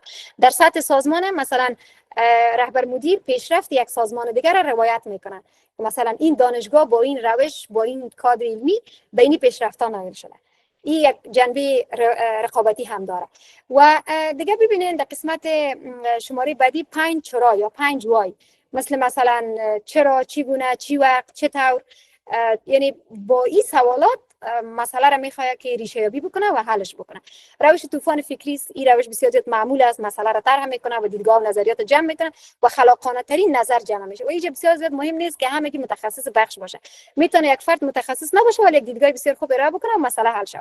روش 6 کلاه هست که بازم براتون توضیح میدم، مثلا بر اساس منطق است، بر اساس احساس است، بر اساس خلاقیت است که در هر کلاه هر رنگ نمایش داده. شما رهبرای جهان میبینید مثلا ترامپ در بعضی جلسات یک کلاه یک رنگ میپوشه و اونمو کلاه یک پیام داره در طرف مقابلش و میخواد که اون مسئله را با من نفهم به مذاکرات اوکراین همین مسائل بود که یک بار یک کلاه سرخ به سر کرده بود، یا هیئت مذاکره کننده امریکا به افغانستان آمدن با کلاهای پیکدار رنگای مختلف. اینا هر کدامشان از خود پیام داره که باید شخص طرف مقابل برای اینکه مسئله حل میشه باید معنا و مفهوم اونمو کلاه را بفهمه تا اینکه بفهمه که او از کدام زاویه دید میخواد مسئله را حل بکنه و تصمیم گیری بکنه. شما با تحلیل SWOT بسیار سر کار داشتین، من مطمئن هستم هر کسی که رشته علوم اجتماعی داشته تحلیل SWOT دیده. نقشه ذهنی ما مثل نقشه یک شهر ترسیم میکنیم مسئله ها را و بالاخره برای مسئله راه حل و تمام شرایط ارزیابی میکنیم و به یک نتیجه میرسیم. حالا میریم به اسلایدهای بعدی که اینا را در روی شکل میبینیم. این روش 6 کلاه را ببینین. کلاه همیشه در روش 6 کلاه فردی که کلاه آبی داره این کنترل کننده است، کوشش میکنه که همو جلسه حل مسئله را که تصمیم گیری صورت میگیره او را کنترل بکنه. شخصی که کلاه سرخ داره رویکرد احساسی داره، یعنی مسئله را حل میکنه با یک رویکرد احساسی. او مجبور است که با اونمو از بود احساسی برش بپردازه. شخصی که کلاه سبز داره رویکرد خلاقانه داره و این برمیگرده به شادابی، طبیعت و زیبایی از همون گرفته شده. فردی که کلاه سفید داره بسیار منطقی، آرام، احساسات کنار میگذاره، بسیار روش منطقی را یعنی راه حل منطقی را میکنه. در روش سیاه از نظر پلیتیک یا سیاست هم یعنی یک تعریف خود داره. این روش انتقادی است، یعنی روش انتقادی به این معنی که باز بدیل آلترناتیو را میکنه به طرف مقابل قانع میسازه که باید مسئله از اینی را حل شه و تصمیم گرفته شه. و کلاه زرد یک رویکرد خوشبینانه است، یعنی مثلا اگر کلاه سرخ هم یک نظر میته میگه درست است، باز اگر کلاه سفید هم یک نظر میته و هم میگه درست است. مثل مردم افغانستان نه، وقتی که یک رهبر هم یک نظر میته میگه درست است، رهبر دیگه ما یک تعداد ما به می دیدگاه هستیم. اینا ببینین هر کدام از این کلاه وقتی در جلسه حل مسئله و مدیریت تصمیم گیری پوشیده میشه هر کدامش یک معنا و مفهوم داره. در قسمت تحلیل SWOT مثلا ببینیم که حس، نقاط قوت، اپورتونیتی مثلا فرصت ها، نقاط ضعف، تهدیدها، یعنی فاکتورهای داخلی، فاکتورهای خارجی رو ما باید تشخیص بکنیم. چرا؟ به خاطر از اینکه اگه فاکتورهای داخلی و خارجی رو تشخیص نکنیم ما درست مسئله یابی کردن نمیتونیم و تصمیم گرفتن نمیتونیم. یعنی بازم من تاکید میکنم ما شاید در بود افغانستان اینمی تحلیل SWOT نمیکردیم، هر کار تصمیم میگرفتیم و همونطور میرفتیم دیگه، میگفتیم باز نتیجهش هر چی که شد میشه، بالاخره به یک نتیجه میرسیم. به هر حال میریم به اسلاید بعدی دوستا، بسیار کم مونده دیگه، زیاد شاید یک بین 5 تا 6 دقیقه دیگه. و روش استخوان مایی ما هم ساده ترین برتان آورده. مسئله یعنی بسیار کلان است، دست بالا آیستا آیستا آیستا راه حل که پیدا میشه، بالاخره در مرحله آخر به یک نتیجه میرسه. و نقشه ذهنی ببینین اینجا روش خلاقانه نیاز است، یک پیشنویس برش ضرورت است، باید مراحلش رو طی بکنه و بالاخره به یک نتیجه برسه. مثل یک نقشه شهر ترسیم میشه، مد نظر گرفته میشه. روش طوفان فکری است. روش طوفان فکری و روش دلفا یکم با هم متفاوت، زیاد فرق ندارن. در روش طوفان فکری میتونه در جلسه هر کسی نه، یعنی کسایی که دخیل هستن، جوانب زیاد داخل هستن، میتونن نظریات و دیدگاه خود شریک بسازن. اما در جلسه دلفا ما برای متخصصین بخش را میکنیم. ما مثلا مسئله هست اقتصادی، ما برای متخصصین رشته اقتصاد روان میکنیم. مسئله هست ایژوکیشن، تعلیم تربیت، ما برای متخصصمون روانشناس برای روانشناس روان میکنیم یا اونا رو به یک جلسه دعوت میکنیم، بین 10 تا 50 مسئله یابی میکنیم، تصمیم میگیریم و به یک نتیجه میرسیم. نمیشه که با هر کس باز دوجه شریک بسازیم. میریم بخیر. سلاید بعدی بسیار کم مونده، کم دیگه حوصله‌تون میخوایم، بسیار خسته نشده باشین. حالا میایم ببینین ما بحث مهارت های قرن 21 که یعنی 17 مهارت مهمش گرفتیم، آمدیم به مدیریت تصمیم گیری، بعد از با مدیریت حل مسئله و اردوی زیر دیدیم که با هم بسیار یک ارتباط نزدیک و تنگاتنگ داره. یعنی وقتی تصمیم گیری میگیم مشخص میشه ما باید به حل مسئله اردویش بسیار گپا بینشان مشترک است و ما باید به یک نتیجه برسیم. حالا ببینین وقتی تصمیم گیری و حل مسئله میگیم، من میخوام ارتباط بتون با زندگی شخصی یعنی فردی و زندگی خانوادگی. شما وقتی در سطح شخصی یا فردی میبینین عین مسائل است، اما یک کم ساده ترش میسازیم. مثلا باید شناخت دقیق داشته باشیم از مشکل یا مسئله. ما معمولا در زندگی مسئله نمیگیم، مشکل میگیم. حالا که هر با هم تفاوت داره، در اسلایدهای بعدی میریم باز تفاوت مشکل مسئله رو میبینیم که چی چیزایی وجود داره. اطلاعات باید جمع‌آوری بکنیم، منطقی باید فکر بکنیم، بررسی بکنیم پیامدهایش، ببینیم که عمل کردن با اعتماد به نفس بسیار زیاد مهم است. که ما مثلا میایم ایرا به شکل یعنی اعتماد به نفس داشته باشیم وقتی یک تصمیم میگیریم و مسئله رو میخوایم حل بکنیم. و در بود دیگه از طرف دیگه باید بازنگری بکنیم، ببینیم که واقعا ما رو به یک نتیجه رسانده یا نه. از بود شخصی و فردی میریم به بود خانوادگی که در اونجا هم همین گپاست. سلاید بعدی دوستا، ولی یک کمک که میتونیم متفاوت تر باشه. مثلا گوش دادن و احترام متقابل باید وجود داشته باشه. وقتی در سطح خانواده میخوایم مسئله رو حل بکنیم، تصمیم بگیریم، مشخص بکنیم ریشه مشکل یا مسئله چیست. از همه اعضا مشارکت داشته باشن، مشارکت با منظی که ما نظریاتشون بگیریم، نه گزینه‌ها رو بررسی بکنیم و بالاخره توافق به این بکنیم که مسئولیت پذیر باید باشیم، انعطاف پذیر باید باشیم، برای که باید بازنگری بکنیم و بالاخره یک تصمیم همه جانبه بگیریم و ما رو به یک نتیجه برسانه. یعنی وقتی که میایم ارزیابی میکنیم، بررسی میکنیم، ارزیابی نه امی بحث تصمیم گیری و حل مسئله چی در بود سازمانی و چی در بود خانوادگی بسیار جنبه‌های اشتراکی داره. یعنی ما اگر به شکل رسمی شام میخوایم تصمیم گیری بکنیم، مدیریت حل مسئله بکنیم، امونا رو میتونیم در زندگی خانوادگی خودم بسیار خوب تامین ببخشیم. سلاید بعدی دوستان. خب ببینید انسان در مسیر زندگی خود هیچ امکان نداره که ما با مسئله ها سر نخوریم و ضرورت نباشه که ما تصمیم نگیریم. هیچ امکان نداره. جدا از بحث ازی که تصامیم زنان در جوامع عقب‌گرا مثل افغانستان همیشه تحت تاثیر تصامیم مردان است، ولی گاهی تصامیم خردوریزی هست که زنها هم در بود زندگی فردی خود تصمیم میگیرن، جدا از اینکه در سازمان و در اداره کار نمیکنن. حالا سوال پیدا میشه که ما مسئله گفتیم، تصمیم گیری گفتیم، پس یک تفاوت بین مسئله و مشکل هم باید وجود داشته باشه. ما اصلا در زندگی شخصی خود مشکل مسئله نمیشناسیم، مشکل میگیم تا اینکه بریم یک مقاله رو بخونیم باز بگیم مسئله از چی است، مسئله تحقیق ما چی است.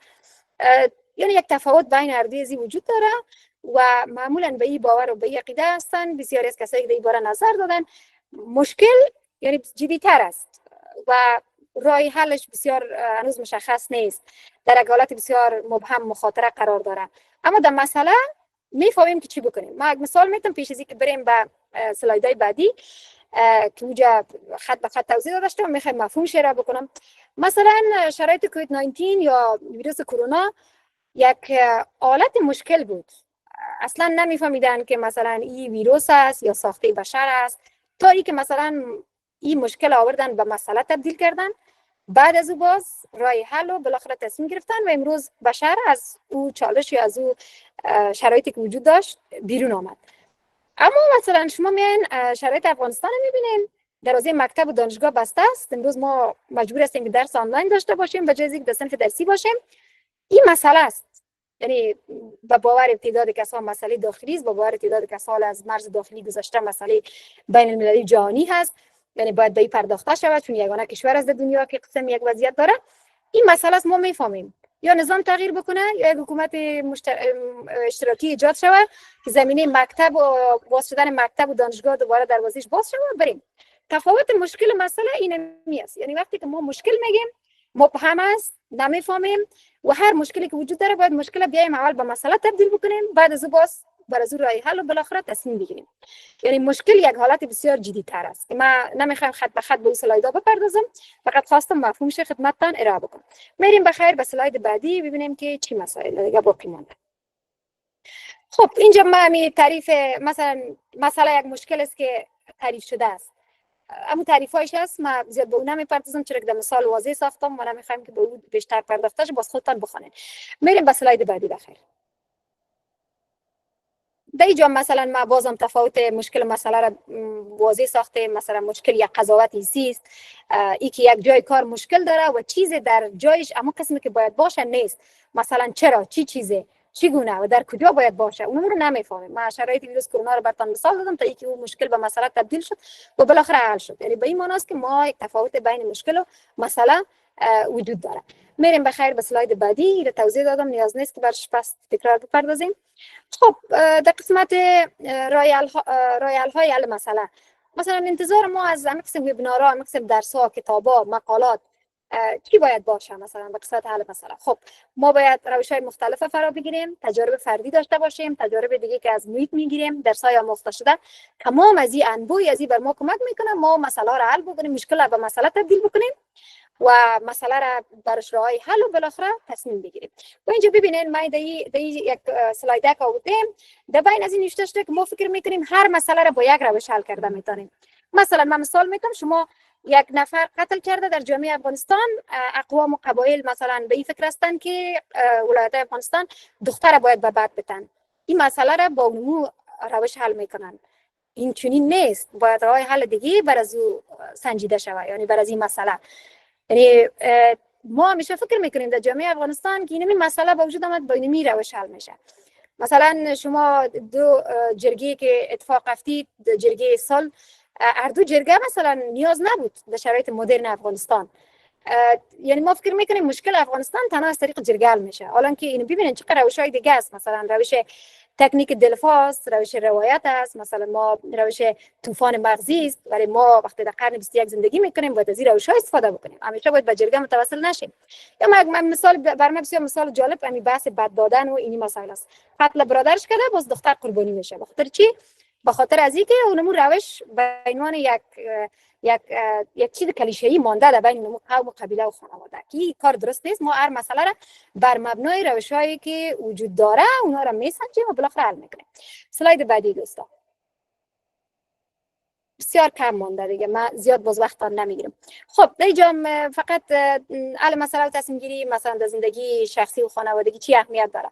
اهمیت فردی داره بدون شک. ما اگر مهارت ها رو میفهمیم، حل مسئله رو میفهمیم، تصمیم گیری درست کرده میتونیم، چی در سطح فردی باشه، چی در سطح خانوادگی و چی در سطح اجتماعی. همین قسم مثلا زندگی انسان امرو با مسائل مختلف است، ما باید حل بکنیم. برای هر مسئله ما نمیتونیم از یک روش استفاده بکنیم، باید از روش‌های مختلف استفاده بکنیم. مثلا فرزند یک فرد درس نمیخونه، مکتب گریزی میکنه، مشکلات رفتاری مثلا بین زن شوهر وجود داره، اقتصاد خانواده نادرست است، ما باید روش‌های مختلف ببینیم و این مسئله را حل بکنیم. اگر مشکل است، مشکل به مسئله بالاخره حل شود. اسلاید بعدی. خب اهمیت مدیریت تصمیم گیری و حل مسئله از بود روانشناسی خانواده، مثلا کاهش میتم و تنش و تعارضایی که در خانواده وجود داره، زمینه‌های همکاری مشارکت فراهم میکنه، رضایت مثلا در بین خانواده و خانم و شوهر اینا به وجود میاره، پیشگیری میکنه از تصمیم گیری های شتاب زده و آسیب زننده که ما شما با او مواجه هستیم در جامعه افغانستان. شاید اهمیت های بسیار زیاد داشته باشه ولی ما چند دانی از اینجا براتون پوینت کردیم. اسلاید بعدی دوستا لطف کنین. خب تکنیک ها و ابزارش جلسات خانوادگی باید برگزار شود. مثلا ماتریس تصمیم گیری ما پیشتر توضیح دادم که مثلا ما باید یعنی روش‌های مختلف استفاده بکنیم، مخصوصا در روش ماتریس تصمیم گیری وقتی شرایط بسیار زیاد مشکل زا است، از اینا را بسنجیم، زمان، مکان، فرصت ها را ببینیم کدام روش بر ما یک نتیجه خوب میده. تمرین بکنیم نقشه ها را، مثلا مسئله را از زاویه دیگرها ببینیم، دیگرها چگونه این مسئله را حل کردن. مثلا بحث بسته ماندن مکتب و دانشگاه در افغانستان یک مسئله است، در کشورهای دیگه هم در گذشته ها بوده. این مثلا از دید از اونها ببینیم که چگونه ای را حل کردن. این از روش‌های مختلف مثلا استفاده بکنیم. میریم بخیر به سلاید بعدی، شاید یکی دو سلاید دیگه مانده باشه، باز یک جنبندی میکنیم. خب حالا ببینین ما 17 مهارتی که در قرن 21 است او را در اول آوردیم. حالا ببینین از اون جمله مثلا مهارت‌های مهمی که در زندگی باید داشته باشیم. با استرس باید مقابله بکنیم، هیجان‌های خود مدیریت بکنیم، همدلی باید داشته باشیم، روابط داشته باشیم، تحمل بکنیم همدیگه خود، به خاطر از اینکه باید موفق شویم. خودآگاهی بسیار زیاد مهم است. انسان وقتی یک چیزی را از او آگاه میشه، یعنی تا به خود آگاهی نرسه به یک نتیجه مطلوب نمیتونه برسه. تفکر نقادانه هست، تفکر انتقادی منظورش است، تفکر خلاق است، نه گفتن یاد بگیریم. یعنی مخصوصا برای بانوها من نظر من است که در هر بحث ما نمیتونیم، یعنی روش‌های نه گفتن از بود روانشناسی فردی، از بود روانشناسی شخصیت باید یاد بگیریم. یعنی ما باید نه گفته بتونیم بسیار با جسارت ببینیم که یعنی اینمی هر تصمیم بر ما قابل پذیرش نمیتونه باشه. بسیار زیاد مهم است ارتباط موثر داشته باشیم، مسئله رو باید حل بکنیم و بالاخره تصمیم بگیریم. این مهارت ها هم از جمله مهارت هایی است که حداقل اگر 17 مهارت نداشته باشیم، این مهارت ها رو از بود روانشناختی باید داشته باشیم تا بالاخره بریم به یک نتیجه برسیم، مسئله رو حل بکنیم، تصمیم بگیریم. سلاید بعدی ان شاء الله که ختم است. براتون دلداری دادم میگیرم که سلایدها ختم است. خب من فکر میکنم پیشنهاد مشخص شما مثلا چی است؟ در بحث نتیجه گیری از شما میشنوم. تفاوت اینجا ما چند سوال مطرح کردیم. مثلا تفاوت بین تصمیم گیری و حل مسئله نزد زنا و مردا آیا وجود داره یا نداره؟ من اشاره کردم مثلا تصمیم گیری زنا معمولا تصمیم گیری مشارکتی است، از مردا معمولا هم تو تصمیم گیری های بسیار هم تو فردی جدی تصمیم میگیرن و از عواقبش هم زیاد قدر ریسکش میپذیرن، اما زنا زیاد به تصمیم گیری مشارکتی علاقه دارن. مثلا تصمیم باید همیشه عقلانی باشه، ایران باید از خود بپرسیم مثلا در ختمی سمینار، مطالعات کتابا و مقالات دیگه، نه همیشه تماما اگر عقلانی نبود، یک بودش باید حتما عقلانی باشه. نظر شخصی ما از تجربه خود میگم. و کدام تصمیم تا فعلا در زندگی خود گرفتن و چقدر تصمیم اطمینان داشتن. یعنی دو دل بودن در تصمیم بسیار مهم است که یک بحث روانشناسی است. دوستای ما که استادای روانشناسی هستن و بیشتر میتونن بپردازن. بحث مدیریت تعارض است که یعنی کسی بین دو حالت قرار میگیره، برم نرم، این درس بخوانم نخوانم، در امتحان اشتراک کنم نکنم، یک بحث بسیار زیاد مهم خودش داره که تصمیم گیری در این نقش خود داره. میریم بخیر به سلاید بعدی. خب در بود نتیجه گیری ما فقط میخوایم بگیم که ما مهارت ها را باید بفهمیم، مدیریت تصمیم گیری را، قسم مدیریت حل مسئله را، به خاطر از اینکه هم در بود فردی و هم در بود سازمانی بر ما بسیار مهم است. ما را به نتیجه مطلوب به هدف میرسانه، سطح آگاهی ما را بلند میبره. و مثلا ما میتونیم در بود خانوادگی توقعات فرزندای خود و اینا را برآورده بسازیم، فضای امن میتونیم ایجاد بکنیم، روش‌های تربیتی مناسب میتونیم انتخاب بکنیم. کنترل غیر مستقیم مثلا زیاد مهم است از ابعاد مختلف و متفاوتش. یعنی در کل که از بحث نتیجه بگیریم، که ما نتیجه رو میمونم برای دوستایی که بحث آزاد دارن. یعنی به این معنا و مفهوم است که بحث تصمیم گیری چی ما مقاله بخوانیم، کتاب بخوانیم، حتی کتابای زردی که وجود داره مثلا به عنوان یک داستان یا یک روایت شده در بود تصمیم گیری و در بود مسئله یابی یا حل مسئله، اینا هیچ کدامش بر ما بی تاثیر بی نتیجه نیست، چی بود فردی باشه چی هم بود سازمانی باشه. نتیجه مختلف و متفاوت از ما در ادامه زندگی خود میتونیم. میریم بخیر به سلاید بعدی. شاید یک چند کتاب براتون معرفی کرده باشم، امونا باشه. خب اینجا ما چند کتاب براتون معرفی کردیم دوستای دانشجو. از این جمله می تئوری تصمیم گیری که است، یعنی عکس دانای شطرنج که است، یک ذره بحث‌های روانشناسی درش شده و نویسنده‌اش هم از بود روانشناسی به این بحث‌ها پرداخته. دیگرایش مثلا حل مسئله و تصمیم گیری یک کتاب مدیریتی است، مثلا مدیریت آموزشی را زیاد بحثش در بر میگیره. اما قسم دیگرایش و اینجا یک مهارت‌های زندگی رو هم کتابش براتون آوردیم. به عنوان مثلا به جای اینکه ما نام کتابا رو نوشته کنم، پوش کتابا رو آوردیم، راحت میتونن دوستایی که دسترسی به اینترنت برای خرید کتاب آنلاین دارن میتونن و این کتابا زیادش در افغانستان پیدا میشه چون کتابای ایرانی است و کسایی که به ایران رفت آمد دارن. اما قسم دیگه به هر حال اینی مباحث و مسائل ما فکر میکنم هر کس از دید خود شاید تحلیل بکنه و شاید یک کتاب کافی نباشه، یک مقاله کافی نباشه. ولی اگر دوستایی که علاقه داشتن میتونن مقاله علمی خود در این باره بنویسن، تیزس یا مونوگراف دوره پایان نامه خود بگیرن برازی. میشه که باز کتابا و مقاله و دیدگاه مختلف در این زمینه مطالعه کنیم. ولی یک فردی که میخواد همینطور عادی نرمال نظریه تصمیم گیری و حل مسئله میاره بگم، یک کتاب در حد یکی دو کتاب کفایت میکنه. و من زیاد برای بحثایی که مباحث مثلا حال امروز مثلا مود هوش مصنوعی اینا زیاد طرفدارش نیستم که ما از او بریم دیتا بگیریم، سیاه مسئله بر ما شما غلط ارائه میکنه، یعنی به معنای واقعیش نیست. من ترجیح میدم که کتاب بخونیم و همو هوش خود درست است که از شاید استفاده بکنیم، هر کدام ما هیچ کدام ما این کار کردن نمیتونیم، ولی همو توانایی خلاقیت خود در اختیار از باید قرار ندیم. بخونیم کتابه و کتاب آرت کاپی پیش ما باشه و بهتر از این است که اقسم بریم متنا را پارچه پارچه از جای بخونیم. ولی در حالتش یک سلاید بعدی هم فکر کنم که مانده. خب حالا میرسیم به بحث آزاد و نتیجه بحث. ما دیگه زیاد نمیخوایم پرحرفی بکنم، شاید از 40 دقیقه من زیاد بحث کرده باشم، مساحت ندیدم دقیق. بگذاریم مایی که در اختیار دوستایی که میخواین جنبندی داشته باشن و دوستایی که نظریات و بحث آزاد داشته باشن. تشکر از حوصله‌مندیتان. یک دنیا ممنون. در قیامت آخرین را دوزخش انداختند، هرچی فریادش جوابش را نمی پرداختند. داد میزد خوانده ام 70 سال هر شب نماز، پس چی شد اینک ثواب آن همه راز و نیاز. یک ندا آمد چرا تهمت زدی همسایه‌ات، تا شود این گونه حالت این جهنم خانه‌ات. گفت من در طول عمرم گر زدم یک تهمتی، ظلم باشد زان بسوزم. ای خدا کن رحمتی. آن ندا گفتا همان کس که زدی تهمت بر او، طفلکی 70 سال جان کرده بودش را. جهان سپاس از ارائه ارزشمند محترم کهنمل و نیشا رمزی، مهمان عزیز برنامه امشب ما. یک دنیا سپاس استاد گرامی، بسیار نکات مهم و ارزنده را ارائه کردین و همگی ما مستفید شدیم. تشکر میکنم.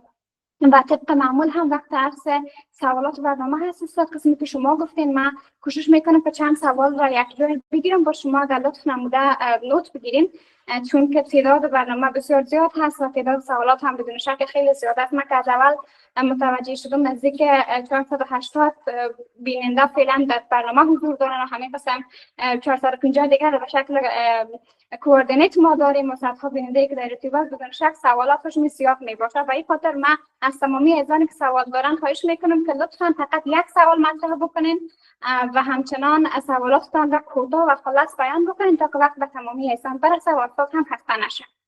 طبق معمول بر اساس لیستی که بر ظاهر شدن نامه‌تان را به خوانش میگیرم. لطفا قبل از اینکه سوالتان را مطرح میکنین حتما یک بار خودتان را معرفی داشته باشین تا ما بفهمیم که کی هستین و محصل کدام رشته یا کدام عزیز هستین.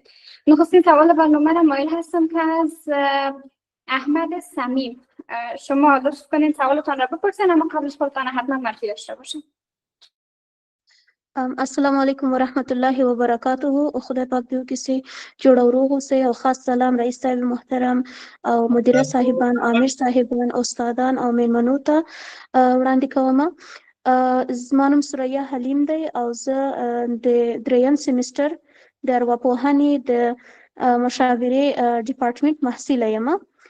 زما پوښتنه دا دی د استاد محترم څخه چې به پیشرفت هوش مصنوعی AI یعنی Artificial Intelligence و ابزارهایی که ما در تصمیم گیری کمک میکنن، آیا فکر میکنین که اگر انسان ها بیش از حد با تکنولوژی وابسته شوند توانایی حل مسئله و تصمیم گیری مستقلشان ضعیف میشود؟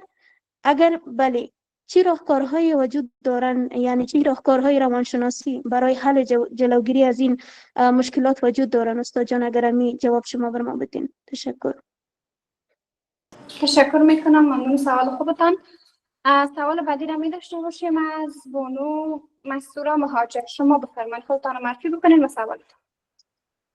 سلام، وقت شما بخیر جناب استاد، همچنین تمام اساتید عزیزی که در این وبینار هستند. مسئول مهاجر هستم، دانشکده روانشناسی در آستانه دفاع مونوگراف. سوال می بود که آیا همچین موقعیت هایی هست که وقتی انسان میخواد تصمیم بگیره در کوتاه مدت اون تصمیم اشتباه به نظر برسه، اما در بلند مدت اون تصمیم بتونه نتایج مثبت داشته باشه؟ یعنی وقتی که ما تصمیم میگیریم آیا فقط اون زمان حال بگیریم یا اون آینده نگری هم در خود شکل بدیم؟ ممنون شما. تشکر میکنم، ممنون سوال خوبتان. میریم به سراغ سوال بعدی. بانو مدینه احمدی، شما بفرمایید سوال.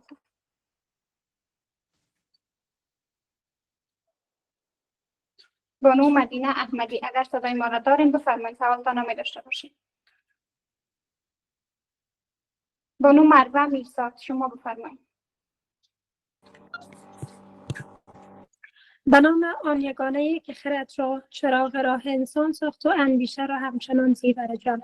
عرض سلام و سپاس بیکران حضور رئیس صاحب بزرگوار عبدالفرید سالنگی و معاون صاحب امور محصلان، همچنان رئیس صاحب دانشکده روانشناسی خانم عادل زمانی، استادان دانای هربر و همچنان دوستان را به ویژه درود و سلام نثار استاد مهربان، بانوی قوی افغان، همچنان الگوی رزمیده منیژه جان رامزی که با بیان شیوا و جرف دلنشینشان این مجلس در موضوع برین محترم.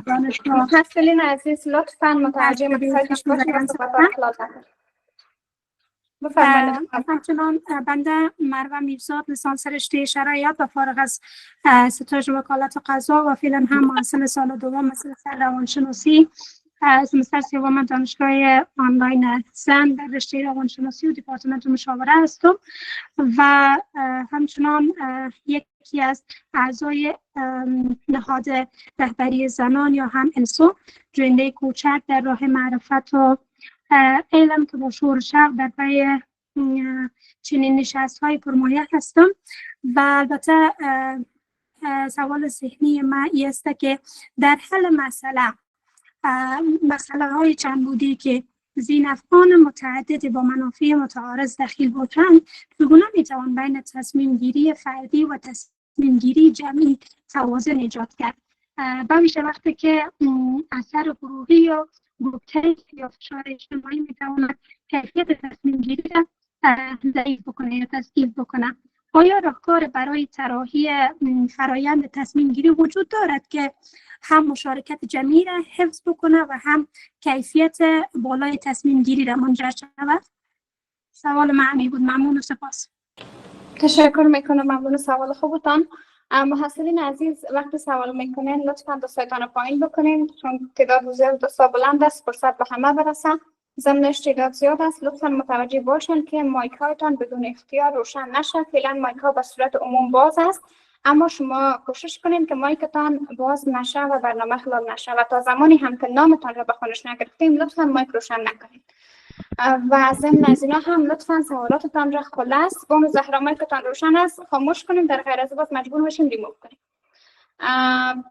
سوالاتتان را کوشش کنیم لطفاً خلاص‌تر مطرح بکنیم تا فرصت به همه برسه. سوال بعدی را می داشته باشیم از بانو نگینه الدرس، شما بفرمایید. با عرض سلام و درود خدمت رئیس گرامی پوهنیار عبدالفرید سالنگی، رئیس و مؤسس دانشگاه آنلاین زن، معاون صاحب اعلیقدر خانم عادل زمانی، آمر صاحبان محترم، مدیر صاحبان گرامی و تمامی اشتراک کنندگان عزیز و خوش آمد ویژه دارم به مهمان گران ارج وبینار امشبمان پوهنمل منیژه رامزی که با بیان شیوا و پرمعنا موضوع بسیار ارزشمندی را برای ما به گونه تخصصی و گویا ارائه فرمودند. افتخار دارم که در این وبینار پرمایه حضور یافتم. نگین البرد هستم، مسئول سمستر سوم دانشکده روانشناسی دانشگاه آنلاین زن. از سخنان ارزشمندتان اظهار سپاس و قدردانی می‌نمایم. در جریان برنامه پرسشی در ذهنم شکل گرفت خواستم مطرح نمایم. دکتر صاحب گرامی، اگر کیسی داشتیم که مبتلا به وسواس فکری و عملی بود، آیا این می‌تواند روی مهارت‌های حل مسئله فرد تاثیر بگذارد و یا خیر؟ تشکر. سلامت باشین، تشکر میکنم. یکی دو سوال دیگه هم میگیرم استاد اگر موافق باشین، باز بعد از اون میریم به سراغ پاسخ‌ها و بخش بعدی هم باز دوباره سوال می‌داشته باشیم انشاءالله. پرسش بعدی از بانو فرشته عیسی، شما بفرمایید.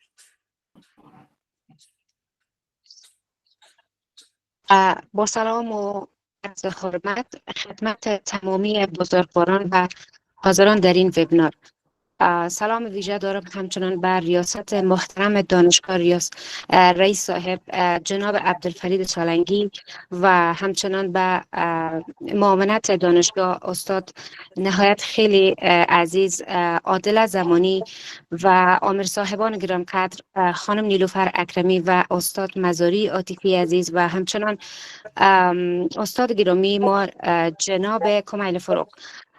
همچنان میخوایم خوشحالی خودم را از آشنایی با استاد خیلی ها محترم منیژر رامزی ابراز بکنم که برایم خیلی ها افتخار بزرگ است. من فرشته عیسی هستم، دانشجوی سمستر هفتم دانشکده روانشناسی در واقع از ولایت پروان هستم و فعلا هم از کابل در این نشست خیلی ها زیبا و وبینار ارزشمند استاد نهایت عزیز حضور دارم که در واقع در کنار شما بزرگواران را وجود خودم را سعادت بخش می‌دانم. یعنی سوال را که من میخوای مطرح بکنم، یعنی چون که شما بیان کردین استاد نهایت عزیز در چارچوب مهارت‌های حل مسئله و همین تصمیم گیری چطور میتونیم اطمینان حاصل بکنیم که فرآیند تصمیم گیری تنها بر مبنای تحلیل عقلانی و داده های عینی پیش ببریم، یعنی در کل تحت تاثیر سوگیری های شناختی و هیجانی قرار نگیره. اگر در این قسمت بر من روشنی بندازین استاد عزیز و وضاحت بدین خوشحال میشم. تشکر. سلامت باشین. تشکر میکنم از سوال خوبتان. یک سوال دیگه هم از این بخش میگیریم، باز بعد از اون اگر استاد هم موافق باشن میریم به پاسخ سوالات. بانو فرشته امیری، شما بفرمایید. با سپاس و سلام و عرض ادب دارم اول خدمت شما آمر صاحب نازنین ما، خدمت رئیس صاحب محترم دانشگاه پوانیار صاحب عبدالفرید سالنگی که با حمایت بی‌وقفه‌شان واقعا قوت قلب هستند به ما دخترای افغان، خدمت رئیس صاحب دانشکده روانشناسی و معاون صاحب امور معسلان دانشگاه آنلاین زن بانو عادل زمانی که زیبایی دانشگاه ما هستند ابراز میکنم و سلام جداگانه دارم خدمت تمام اساتید گرامی، آمر صاحبان عزیز و دانشجویان گرامی. فرشته امیری هستم، مؤسس سمستر هفتم دانشکده روانشناسی دانشگاه آنلاین زن. 2 سال در دانشگاه حضوری دانشگاه کابل خواندم و از برکت حمایت و راهنمایی های شما است که شما بزرگواران که ادامه تحصیل دادم و حالا در جمع علمی حضور دارم و این باعث افتخار است واقعا بر من. در آغاز که سوال ما پیش از اینکه مطرح بکنم میخوایم ابراز سپاسگزاری بکنم از ریاست محترم دانشکده روانشناسی که بابت برگزاری چنین برنامه‌های آموزنده و علمی و همچنین از استاد گرامی که به خاطر همین ارائه پرمحتوا و صمیمانه ابراز سپاسگزاری میکنم که وقت گذاشتن و چنین ارائه زیبا داشتن برای ما. سوالی که در ذهن من دارم میخواستم از جناب استاد بپرسم با اجازه شان که با توجه به همین چارچوب‌های نظری در حوزه روانشناسی رشد و روانشناسی مدیریت کدام سبک فرزند پروری را میتونیم که بیشتر اثر بخشی را در ارتقای توانایی حل مسئله، تقویت تفکر انتقادی و همین پرورش استقلال تصمیم گیری در کودکان داشته باشیم؟ یعنی شما مشخصا کدام نوع سبک فرزند پروری را پیشنهاد میکنین؟ تشکر. تشکر میکنم. سلامت باشین. استاد چی میکنیم؟ آیا سوالات را پاسخ را میکنین یا که ما بازم سوال بگیریم؟ نظرتان چیست در رابطه؟ خب فکر کنم 6 سوال شد. با اجازه دوستا 6 سوال را میپردازیم برش، باز فرصت دیگر هم میگیم. خب سلام. تشکر بسیار زیاد دوستا از سوالای بسیار قشنگ زیبایتان. یعنی به این معناست تا وقت آدم یک چیز نفهمه سوالم کردن نمیتونم. من خودم تا وقتی که مطمئن نشم اصلا سوال مطرح کردن نمیتونم. یعنی به این معناست که بسیار با دقت گوش دادین و دانش و دوستای قبلی هم نزدتان وجود داشته و داره و بدون شک. و من مطمئن هستم استادای بزرگوار از این پلتفرم مثل استاد اکرمی و خانم عادله و مقسم دیگه دوستا زمینای مقسم وبینارها و درسای روزمره را که مساعد ساختن، من مطمئن هستم شما چیزای بهتر و خوبتر میفهمید. یعنی به این معنا نیست که وقتی یک فرد میاد یک چیز رو توضیح میده و همه چیز میفهمه. گاهی اتفاق میفته که کسی که اشتراک کرده او بهتر از او فرد میفهمه. من سوال اولتان شروع میکنم. خواهر ما در قسمت استفاده از هوش مصنوی یا AI که مثلا چطور وقت ما از استفاده میکنیم، تصمیم گیری های ما را زیاد وابسته نمیسازه و توانایی حل مسئله را چطور از ما میگیره و ما را ضعیف میسازه یا نه. ببینین یکی از نگرانی هایی که در شرایط فعلی، حتی در شرایط فعلی نه هم بین 5 تا 10 سال قبل هم، یعنی ما شما تازه با این مسائل یک اندازه آشنا میشیم. بحث هوش مصنوی در چوکات بحث مدیریت دانش مطرح میشه. مثلا در کشور ترکیه برای رشته مدیریت آموزشی بحث هوش مصنوی در قالب مدیریت دانش مطرح میشه. وقتی الگوها و تئوری‌ها و نظریه مدیریت دانش را مطالعه میکنیم به این نتیجه میرسیم که ما بسیار آسان با این مسائل، درست است که مثلا امروزی اپ‌ها و این مسائلش هست که استفاده میکنن مردم و همگی، یک بحث جداگانه است، ولی پیش از یام گپای بوده که از این استفاده صورت میگیره. ولی برای افغانستان یک چیز بسیار جدید است.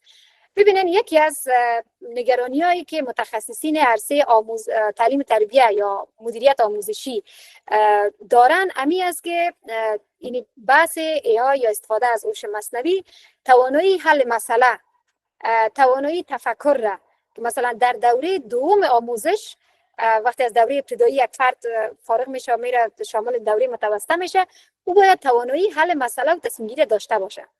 ولی امروز اگر شما مثلا میایین یک نوجوانی که تازه از مرحله طفولیت بیرون شده و در مرحله متوسطه قرار داره، مخصوصا در جریان این 1-2-3 سال، شما او قدرت حل مسئله و تفکر را که در یک نوجوانی که شاید 5 سال یا 10 سال پیش یا حداقل 3 سال پیش بوده خیلی تفاوت احساس میکنین.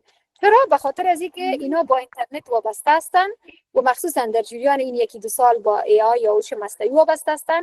در قدم اول من نظر می است که همه قسمی که از گوگل همگی استفاده کرد، از دیگه پلتفرم‌ها همگی استفاده کرد و استفاده میکنیم تا امروز هم از هوش مصنوعی هم باید استفاده بکنیم. ولی چه قسم باید استفاده بکنیم که خود ما را در اختیار از کاملا باید قرار ندیم. ما مخصوصا جهان سیومیا همه چیز در اختیار از قرار میدیم. شما ببینید امروز من دوستایی رو میدیدم در گذشته که در فیسبوک در دنیای مجازی مثلا متن نوشته میکردن با املا و انشای غلط، اما امروز بسیار متنای خوب نوشته میکنن. یعنی به این معنی است که دیگه ای آدم قدرت حل مسئله و تفکر کردن رو دیگه نداره. حتی کامنت خودم میره برازون میگه بر من در این باره یک کامنت نوشته که موضوع یک دوست همین چیزا را نوشته کرده بود، بسیار جالب بود، بر من جالب تمام شد. باید استفاده شود. چگونه باید استفاده شود؟ یعنی مکمل خود فرد باید در اختیار قرار نده. شما نباید مثلا یک اسایمنت استاد بر شما در مورد روانشناسی کودک بر شما میده، شما نباید مکمل از او بخواین که براتون یک مقاله نوشته بکنه. چرا؟ به خاطر از اینکه اول خود دیتا از بسیار قابل اعتبار نیست. یعنی میشه که شما مقاله های امو موضوع یا امو عنوان بخواین، اون مقاله رو مطالعه بکنین، از اون خودتان یک چیز بنویسین. در این حالت است که شما هم خود مکمل در اختیار از ذهنتان در اختیارش قرار ندادین، فکرتان در اختیار از قرار ندادین و شما از او یک استفاده بسیار موثر کردین. من دیروز یک خبر شنیدم که خالده پوپل کتاب را که نوشته کرده بود ثابت شد که او را AI نوشته کرده. یعنی یک کار بسیار غلط است دیگه که مثلا ما بریم یک چیزی را خب زیاد روی زینه میپیچم بدون شک استفاده کنیم. استفاده باید بکنیم که برنامه‌ریزی شده. بسیار زیاد مهم است که ما استفاده برنامه‌ریزی شده داشته باشیم. دوست بعدی ما سوال را که مطرح کردن گفتن مثلا ما یک تصمیم میگیریم در شرایط فعلی بر ما تو معلوم میشه که این تصمیم ما غلط است، ولی بعد از مدت زمان مطمئن میشیم که تصمیم ما درست است. شما ببینین وقت ما تصمیم میگیریم بسیار مهم است که اگر مکمل تصمیم ما منطقی نباشه، مکمل تمام ابعادش عقلانی نباشه، تصمیم گیری عقلانی یک بحث بسیار هم تو کلان و وسیع داره. شما وقتی تصمیم میگیرین تصمیم باید مشخص باشه.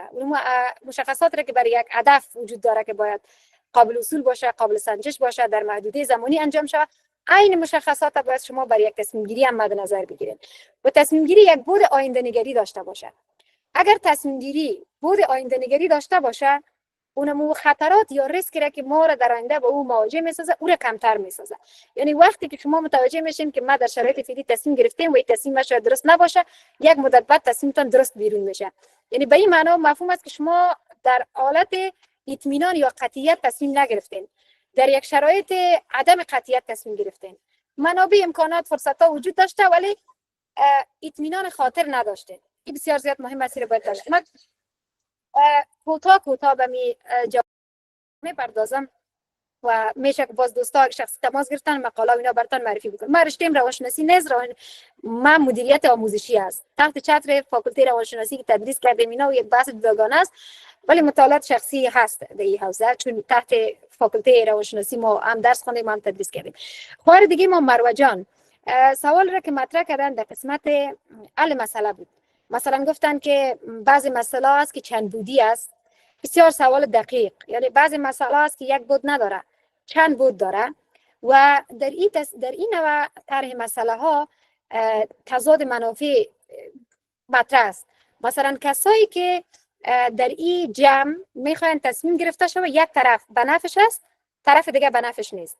شرایط فعلی افغانستان یا همین قسم من مثال دادم که دختر و بعد داده میشه، تصمیم گرفته میشه به طرف دیگه شاید یک مزیت داشته باشه و برای یک طرف دیگه او اصلا تضاد منافع است. یعنی به نتیجه خوب بر از او تمام نمیشه. سالهای سال اون دختر در اون خانه میره، از نظر روانشناختی، از نظر حقوق بشری، از هر لحاظ تحت ظلم و ستم یک زندگی رو به سر میبره و اصلا منفعتی بر از او نداره. ببینید در اینجا ما چطور باید تصمیم بگیریم که منافع مشترک مد نظر گرفته شود. شاید بعضی تصمیم‌ها مثل که گفتم مثلا چرا؟ به خاطر از اینکه ما روش درسته باید انتخاب بکنیم. اما یک سلاید بود که شما وقتی هر مسئله که وجود داره مشکل به مسئله تبدیل میکنین و تصمیم میگیرین و قسمی باید تصمیم بگیرین که مسئله رو حل بکنین و تصمیم میگیرین که برای از اون مسئله حل کردن همون روش انتخاب بکنین. از یک روش ما نمیتونیم. این بسیار زیاد مهم است که تا مسئله ما با حل شود و به یک نتیجه با کیفیت برسیم و این بسیار زیاد مهم است. و خواهر دیگه ما سوال کردن در قسمت وسواس فکری، بسیار خوب دقیق سوال کردن. مثلا کسایی که وسواس فکری دارن اینا مثلا وقتی روی حل مسئله بر از اینا تاثیرگذار است بدون شک. ما اگر به یادتان باشد دقت کرده باشین ما صحبت کردم در لابطای صحبتای خود که وقتی فرد وسواس یعنی در شرایط ریسک یا در شرایطی که عدم قطعیت وجود داره، شرایط قطعیت یا اطمینان بود، شرایط ریسک بود و شرایطی هم که عدم قطعیت بود یعنی عدم اطمینان بود. در اون حالت وقتی که تصمیم میگیره به این معنی است که وسواس بالایش تاثیرگذار است. یعنی وسواس فکری به این معنی و مفهوم است که گاهی میگه که من تصمیم میگیرم مرا به یک نتیجه بسیار خوب میرسونه و یک بار میگه نه این یک نتیجه خوب نمیتونه داشته باشه. من میخوایم رشته آیتی بخونم و میخوایم که برم به رشته طبابت دکتر شوم. یعنی وسواس داره. من میتونم از اودی ازی برایم یا از اودی ازی بیرون برآمدن نمیتونم. زبان آموختم میتونم به کشور برم یا نه. این یعنی حالتی است که روی یا مثلا در داخل سازمان شما با مسئله سر خوردین که مشکلات مالی است، فرهنگ سازمانی مشکل داره، در بطن خانواده می قسم. یعنی اگر وسواس وجود داشته باشه شما تصمیم قاطع گرفته نمیتونه. حتی تصمیم‌های اشتراکی گاهی هم در بود تصمیم‌های اشتراکی هم یکی از دلایلی که زنا تصمیم اشتراکی رو ترجیح میدن دلیلش وسواسی بودنشان است. خانم‌ها بیشتر وسواسی هستن. خودتانم رشته‌تان روانشناسی است، من نمیخوام روی این صحبت داشته باشم. حالا نگویم که نه غلط است ولی بدون شک زنا وسواسی هستن. همین که از خانم رو چند بار بعضیا میبینن که ما اجاق خاموش کردیم نکردیم، سوزاکتر کشیدیم، به برق گل کردیم نکردیم. این چیزایی است که یعنی بدون شک نسبت به مردا زنا همین قسم از کیف ما پول است یا نیست، همین قسم مسائل بدون شک ای هم در تصمیم گیری ما نقش خود داره.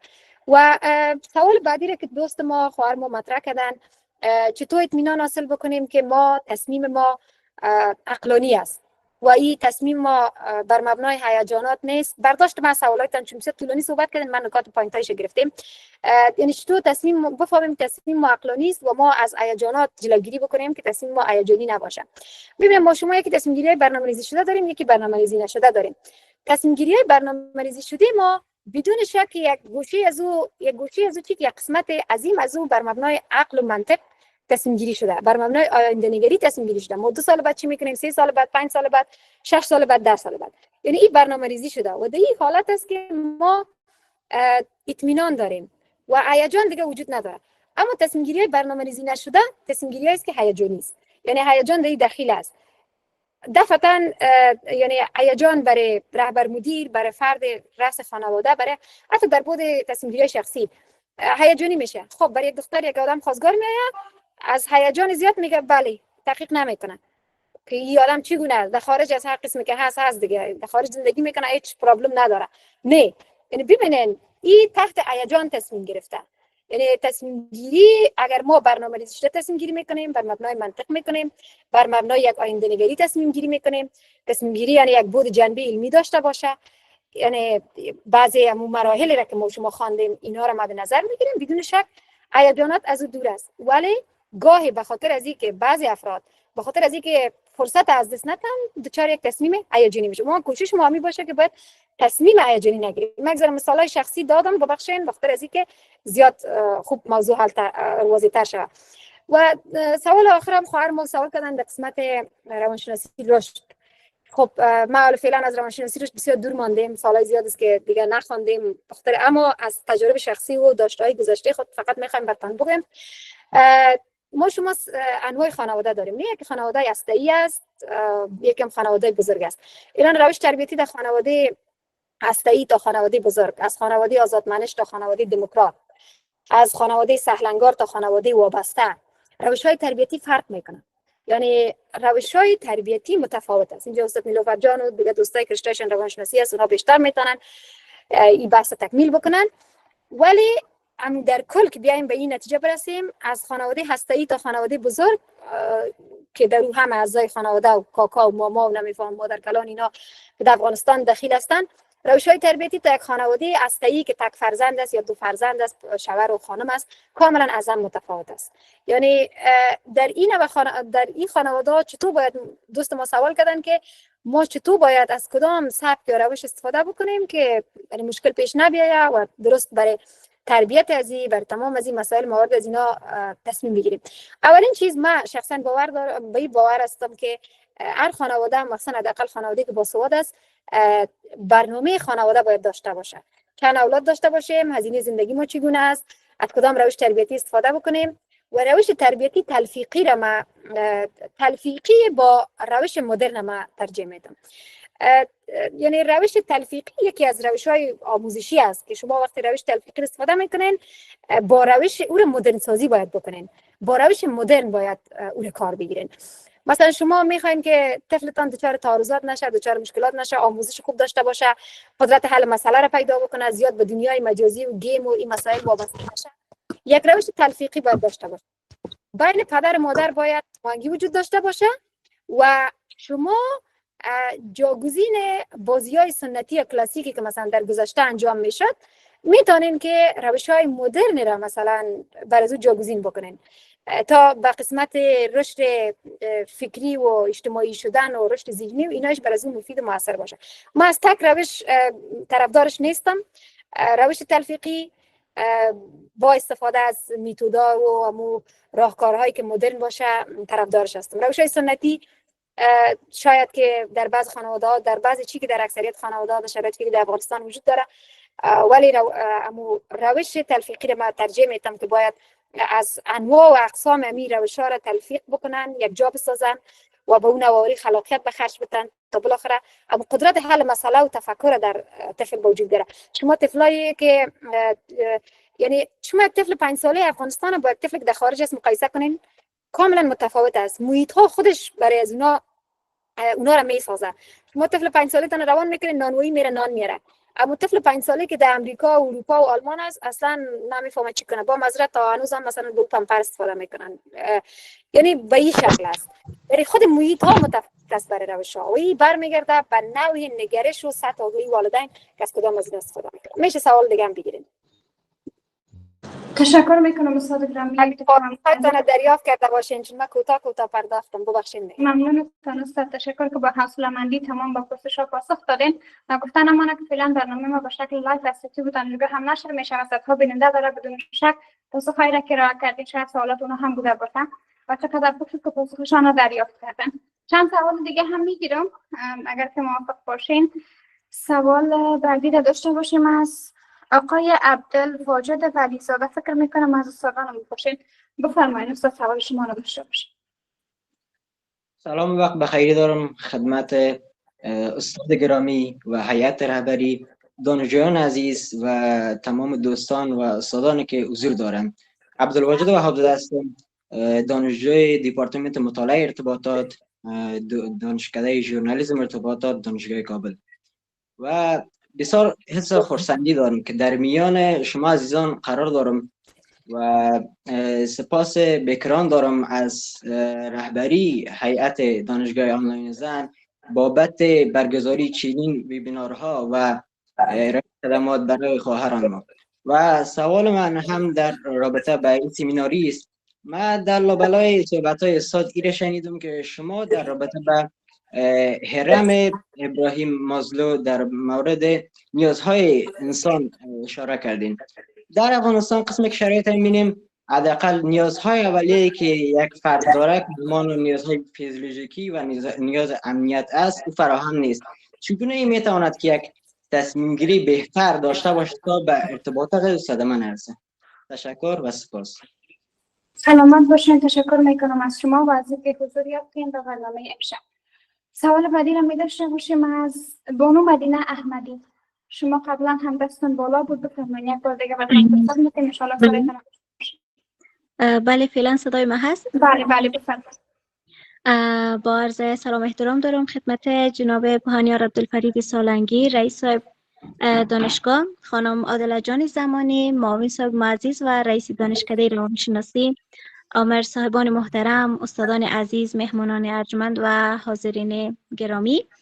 مدینه احمدی هستم، یک تن از دانشجویان سمستر هفتم رشته روانشناسی و افتخار دارم که امروز در کنار نخبه های روزگار از سخنان ارزشمند استاد گرامی بهره میبرم. در قدم اول سپاسگزاری میکنیم از وقت گذاری استاد ارجمند و از معلومات بسیار عالیشان که صحبتاشون واقعا ارزشمند بود. سوالی که من دارم از استاد گرامی است که ما در فرهنگ و جامعه‌ای که زندگی میکنیم و در او رشد میکنیم، فرهنگ او جامعه روی شیوه حل مشکلات ما تاثیر میگذاره. دقیق سوال من اینه که آیا استاد گرامی ما میتونیم که از آموزش های میان فرهنگی با استفاده از این آموزش ها مهارت حل مسئله را در افراد تقویت کنیم یا خیر؟ اگر توضیح بدین. باز هم بسیار زیاد تشکر میکنم که برام فرصت دادین سوال خود را مطرح بسازم. سلامت باشین. ممنون سوال خوبتان. سوال بعدی را می داشته باشیم از بانو هایده احمدی، مدیر صاحب امور محصلان دانشکده تعلیم و تربیت. مدیر صاحب بفرمایید سوال. با نام خدا جان و خرد زین برتر از اندیشه برمگذر. سلام و درود خدمت رئیس صاحب گرامی، معاون صاحب عزیز و مهمان ارجمند، نهایت ارجمند، همچنین اساتید گرامی، اشتراکنده هایی که در وبینار اشتراک دارند. هایده حمیدی هستم، مؤثر سمستر سوم طب معالجوی. افتخار دارم که در این وبینار علمی اشتراک داشتم و از اندوخته ها و ارائه بسیار عالی استاد گرامی بهره بردم. همچنین دو سوال دارم از استاد گرامی. سوال اول در مورد این هست که چگونه ما میتوانیم از اشتباهات گذشته برای تصمیم گیری بهتر استفاده کنیم؟ و سوال دوم هم آیا همیشه باید سریع تصمیم گرفت؟ چرا؟ تشکر میکنم. ممنون سوال خوبتان. سوال بعدی از بانو هاجره شرار. شما بفرمایید. سلام و عرض ادب و حرمت نثار شما گرداننده عزیز.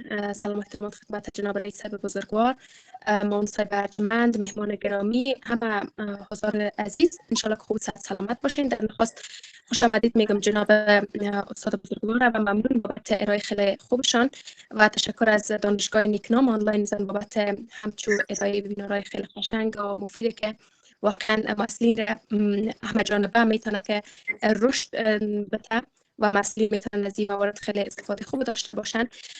خب بنده حاجره شرار محصل هستم، سیاسیوم دانشکده اقتصاد دانشگاه میتونم آنلاین زن می باشم و سوال من از جناب استاد محترمی است که تصمیم گیری علمی چی تفاوت با تصمیم گیری عاطفی دارد و همین بود سوالم. سلامت باشین.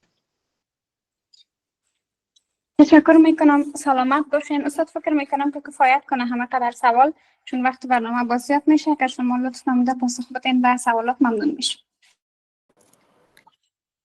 خب سلام مجدد.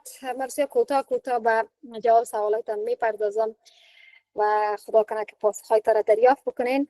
ببینین من فکر میکنم برادر ما سوال را که مطرح کردن در قسمت سلسله نیازهای مازلو بود. من بسیار امون لحظه صدایشان هم قطع شد، من بسیار سوال نگرفتم، ولی همینقدر متوجه شدم که همین سلسله نیازهایی که وجود داره مثلا 5 نیازهای فیزیولوژیک است، نیاز به امنیت است، نیاز به احترام است، نیاز به محبت است و نیاز به خودشکوفایی است. چطور این نیازها باید صدمه نبینه؟ در جامعه مثل افغانستان شما ببینید ما شما در سطح ایران وقتی میریم بررسی میکنیم ما در اون مرحله نیاز فیزیولوژیکی باقی ماندیم، یعنی خورد و نوش، یک مسکن، یک سرپناه، در این مرحله هستیم. مثلا نیاز به امنیت بدون شک چالش‌های خود داره، نیاز به احترام، نیاز به محبت، اصلا یعنی اینمی خواستای انسان اشباه نمیشه در جامعه مثل افغانستان.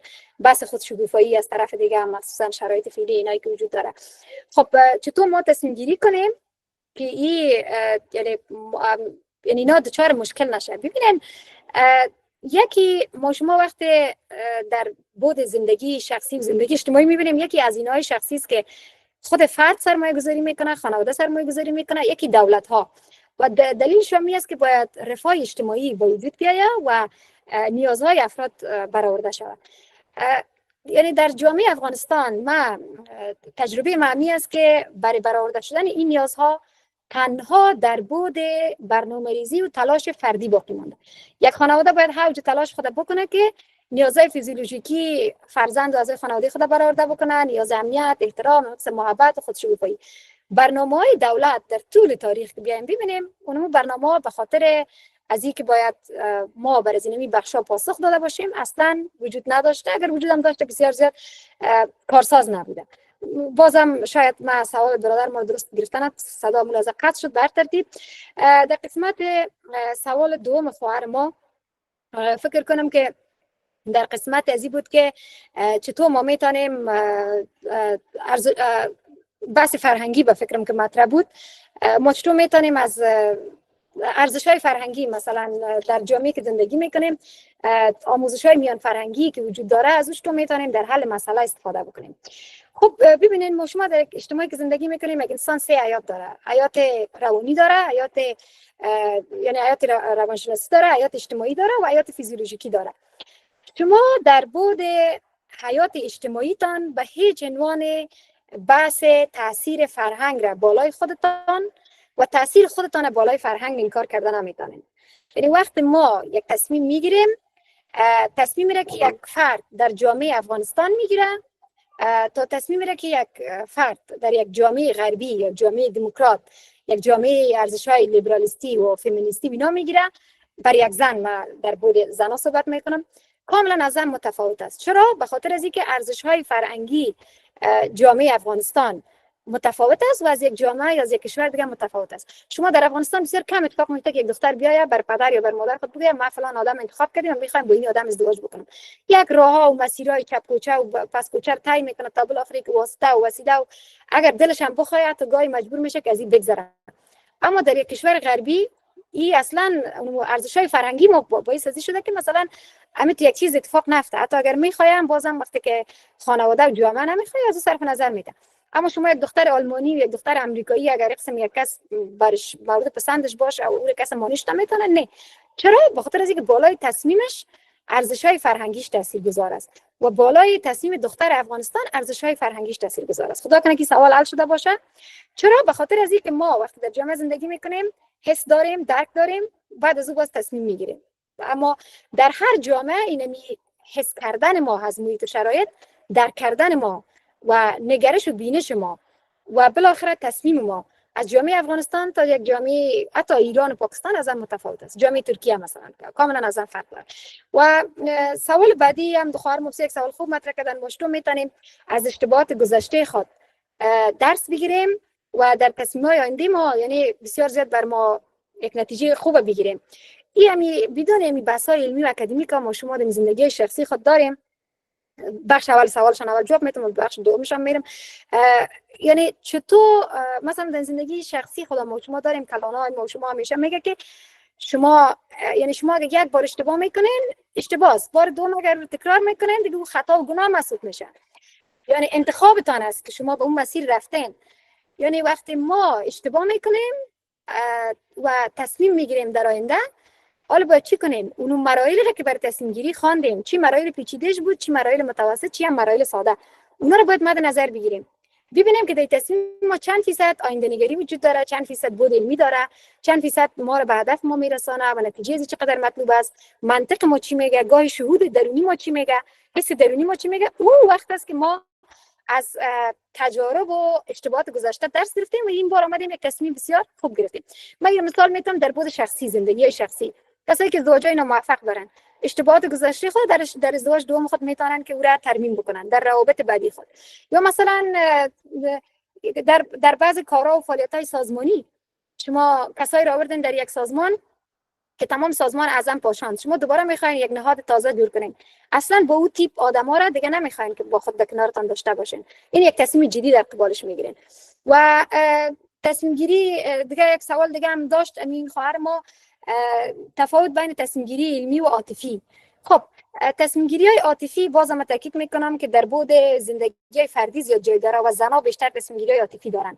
مثلا در قسمت قضا اینا هم یکی از دلایل اسلامی هم می است که زن بیشتر صله رحم داره، عاطفی برخورد میکنه، تصمیم قاطعی در قبال یک مجرم گرفتن نمیتونه. این بحثا گرچه ما از بود فمینیست نیستم و از بود ارزش‌های حقوق زن یک بحث خودش داره، ولی از بود اسلامیش همین یک بحث منطقی مطرح است و دقیق هم است. یعنی زن خیلی صله رحم داره، مهربان تر است و زودتر. شما ببینید زن قصاب است نیست، مثلا قتلای دنیا رو ببینید بیشتر زنها دخیل نیستن و کارهای خرابی که در دنیا اکثرا انجام میشه با معذرت برادرها بیشتر مردا در دخیل هستن. خانم‌ها در اون مسئله جنگ مردا برنامه‌ریزی میکنن، انجام میدن، باز در پروسه سال از زنها دعوت میشه که بیاین در میز مذاکره بشینن. شما ببینید که تصمیم گیری هایی که معمولا زنها دارن بیشتر تصمیم گیری های عاطفی است. حتی در بود خانواده فرزند پسر هر کاری که میکنه مادر رو پنهان میکنه، ولی پدر با قاطعیت میاد تصمیم میگیره، او را برش میفهمونه، یعنی جدا برش تصمیم میگیره. از این لحاظ یعنی تفاوت بین تصمیم گیری علمی و عاطفی کاملا وجود داره. شما در بود تصمیم گیری عاطفی احساس درونی بر اساس شهود، بر اساس آنچه حس میکنین تصمیم میگیرین، ولی در تصمیم گیری هایی که علمی است شما اونمو چند مشخصی که باید باشه، آینده نگری، هدفمند بودن، نتیجه مطلوب، منطقی، اینا رو همیشه مد نظر میگیرین، زمان، ریسک، بالاخره به کدام نتیجه شما رو میرسونه. از این لحاظ تفاوت بسیار زیاد بین سیاه تا سفید تفاوت وجود داره. خدا کنه که سوالاتتان جواب گرفته باشین و شاید هم دوستا جنبندی داشته باشن. باز از پیشتان مرخص میشیم و باز در آخر ما یک دو سه حرف کوتاه ورتان دارم. مهربانی. پرانا د علم حل شي هر مشکل، پرانا د علم حل شي هر مشکل، که څوک ولري ضرر ترې نه حاصل. د مشکل حل وي په لاس کې د هغو، د مشکل حل وي په لاس کې د هغو چې ټولنه کې یادېږي په عقل. که دانا په خپل نفس باندې حاکم وي دی به نه کاندي کارونه د جاهل. چې د علم په زیور باندې سنبال وي نو به نه ځي بیا په لاره د باطل. خکاریږي په جامعه د معرفت په مسند باندې حاکم چې وي عادل. په تجربو او ګریګونو شي حاصل، په تجربو او ګریګونو شي حاصل شخصیت د پاره لوړ مراحل. له قدرمن اغلي پوهنمل رمزي صاحب څخه نړۍ مننه د هغوی د ګټورو معلوماتو په خاطر. اوس د پروګرام په دې برخه کې د جمعبندي په برخه کې د ارواپوهنې پوهنځی عامر صاحب پوهنمل نیلوفر اکرمي ته بلنه ورکوو چې نننۍ غونډه جمعبندي کړي. اغلې پوهنمل صاحب مایک ستاسو په اختیار کې ده.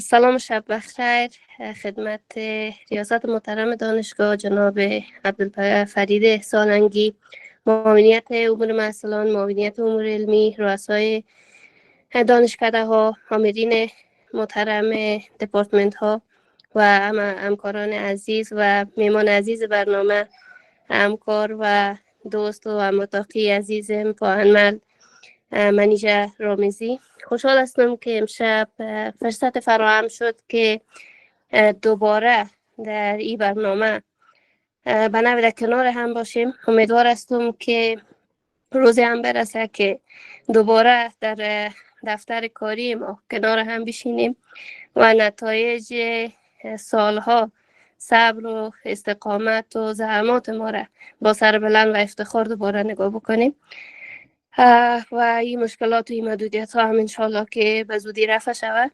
در یک قسمت برنامه میخوایم یک نتیجه گیری کوتاه از موضوعات وبینار علمی و خوب که توسط استاد عزیز ارائه شد داشته باشم.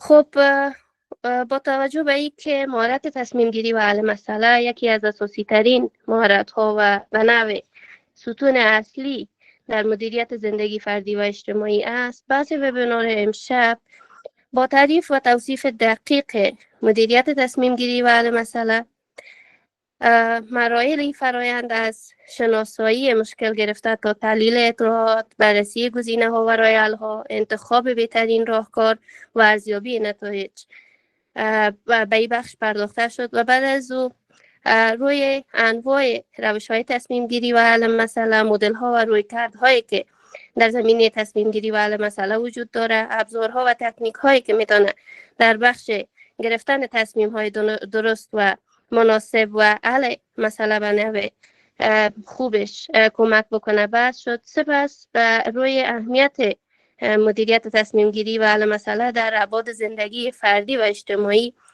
بحث صورت گرفت.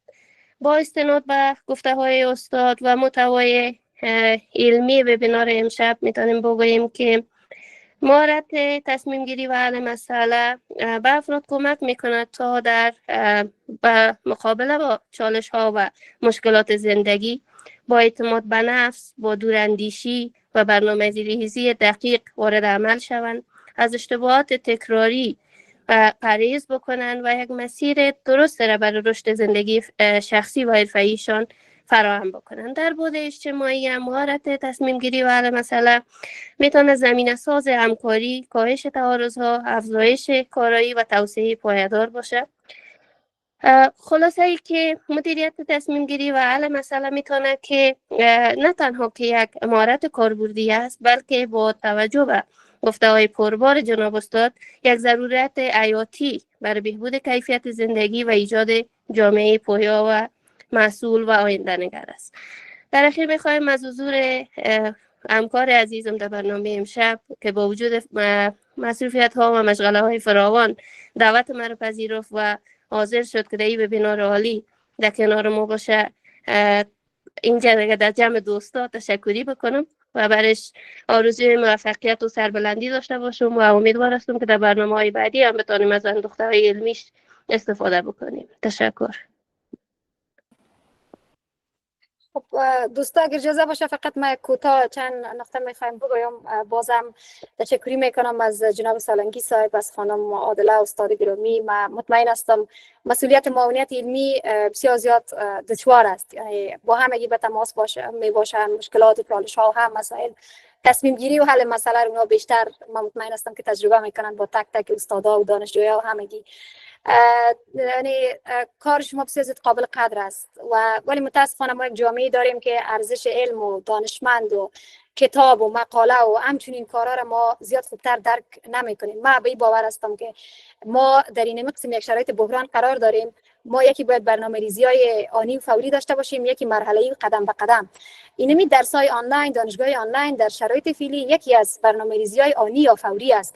با مردم افغانستان باید با این دانشگاه‌ها همکار باشن، همگام باشن. من شخصا خودم نتونستم مثلا با همین دانشگاه حداقل همکار باشم، بخاطر از اینکه مصروف ریسرچ و این مسائل خود بودیم و بعضی پلتفرم‌ها و گپ‌های آنلاین ما هم شخصی دارم که در افغانستان فعالیت داره، دوستا و خانم‌ها اکادمی رهبری زنا و اینا، و بیشتر با اونها مصروف بودیم ولی دور نبودیم از درس‌ها و مسائل، ولی نتونستیم با دانشگاه همکار شانه به شانه به اصطلاح عامیانه باشیم. از این لحاظ معذرت می‌خوایم، ولی امیدوار هستم که تزیس خودم من دفاع کنم من قریب بخیر و بتونم حداقل در یگان جلسه درسی یک مضمون رو بگیرم و حداقل تجارب و داشته‌های خودش شریک بسازیم با دوستا.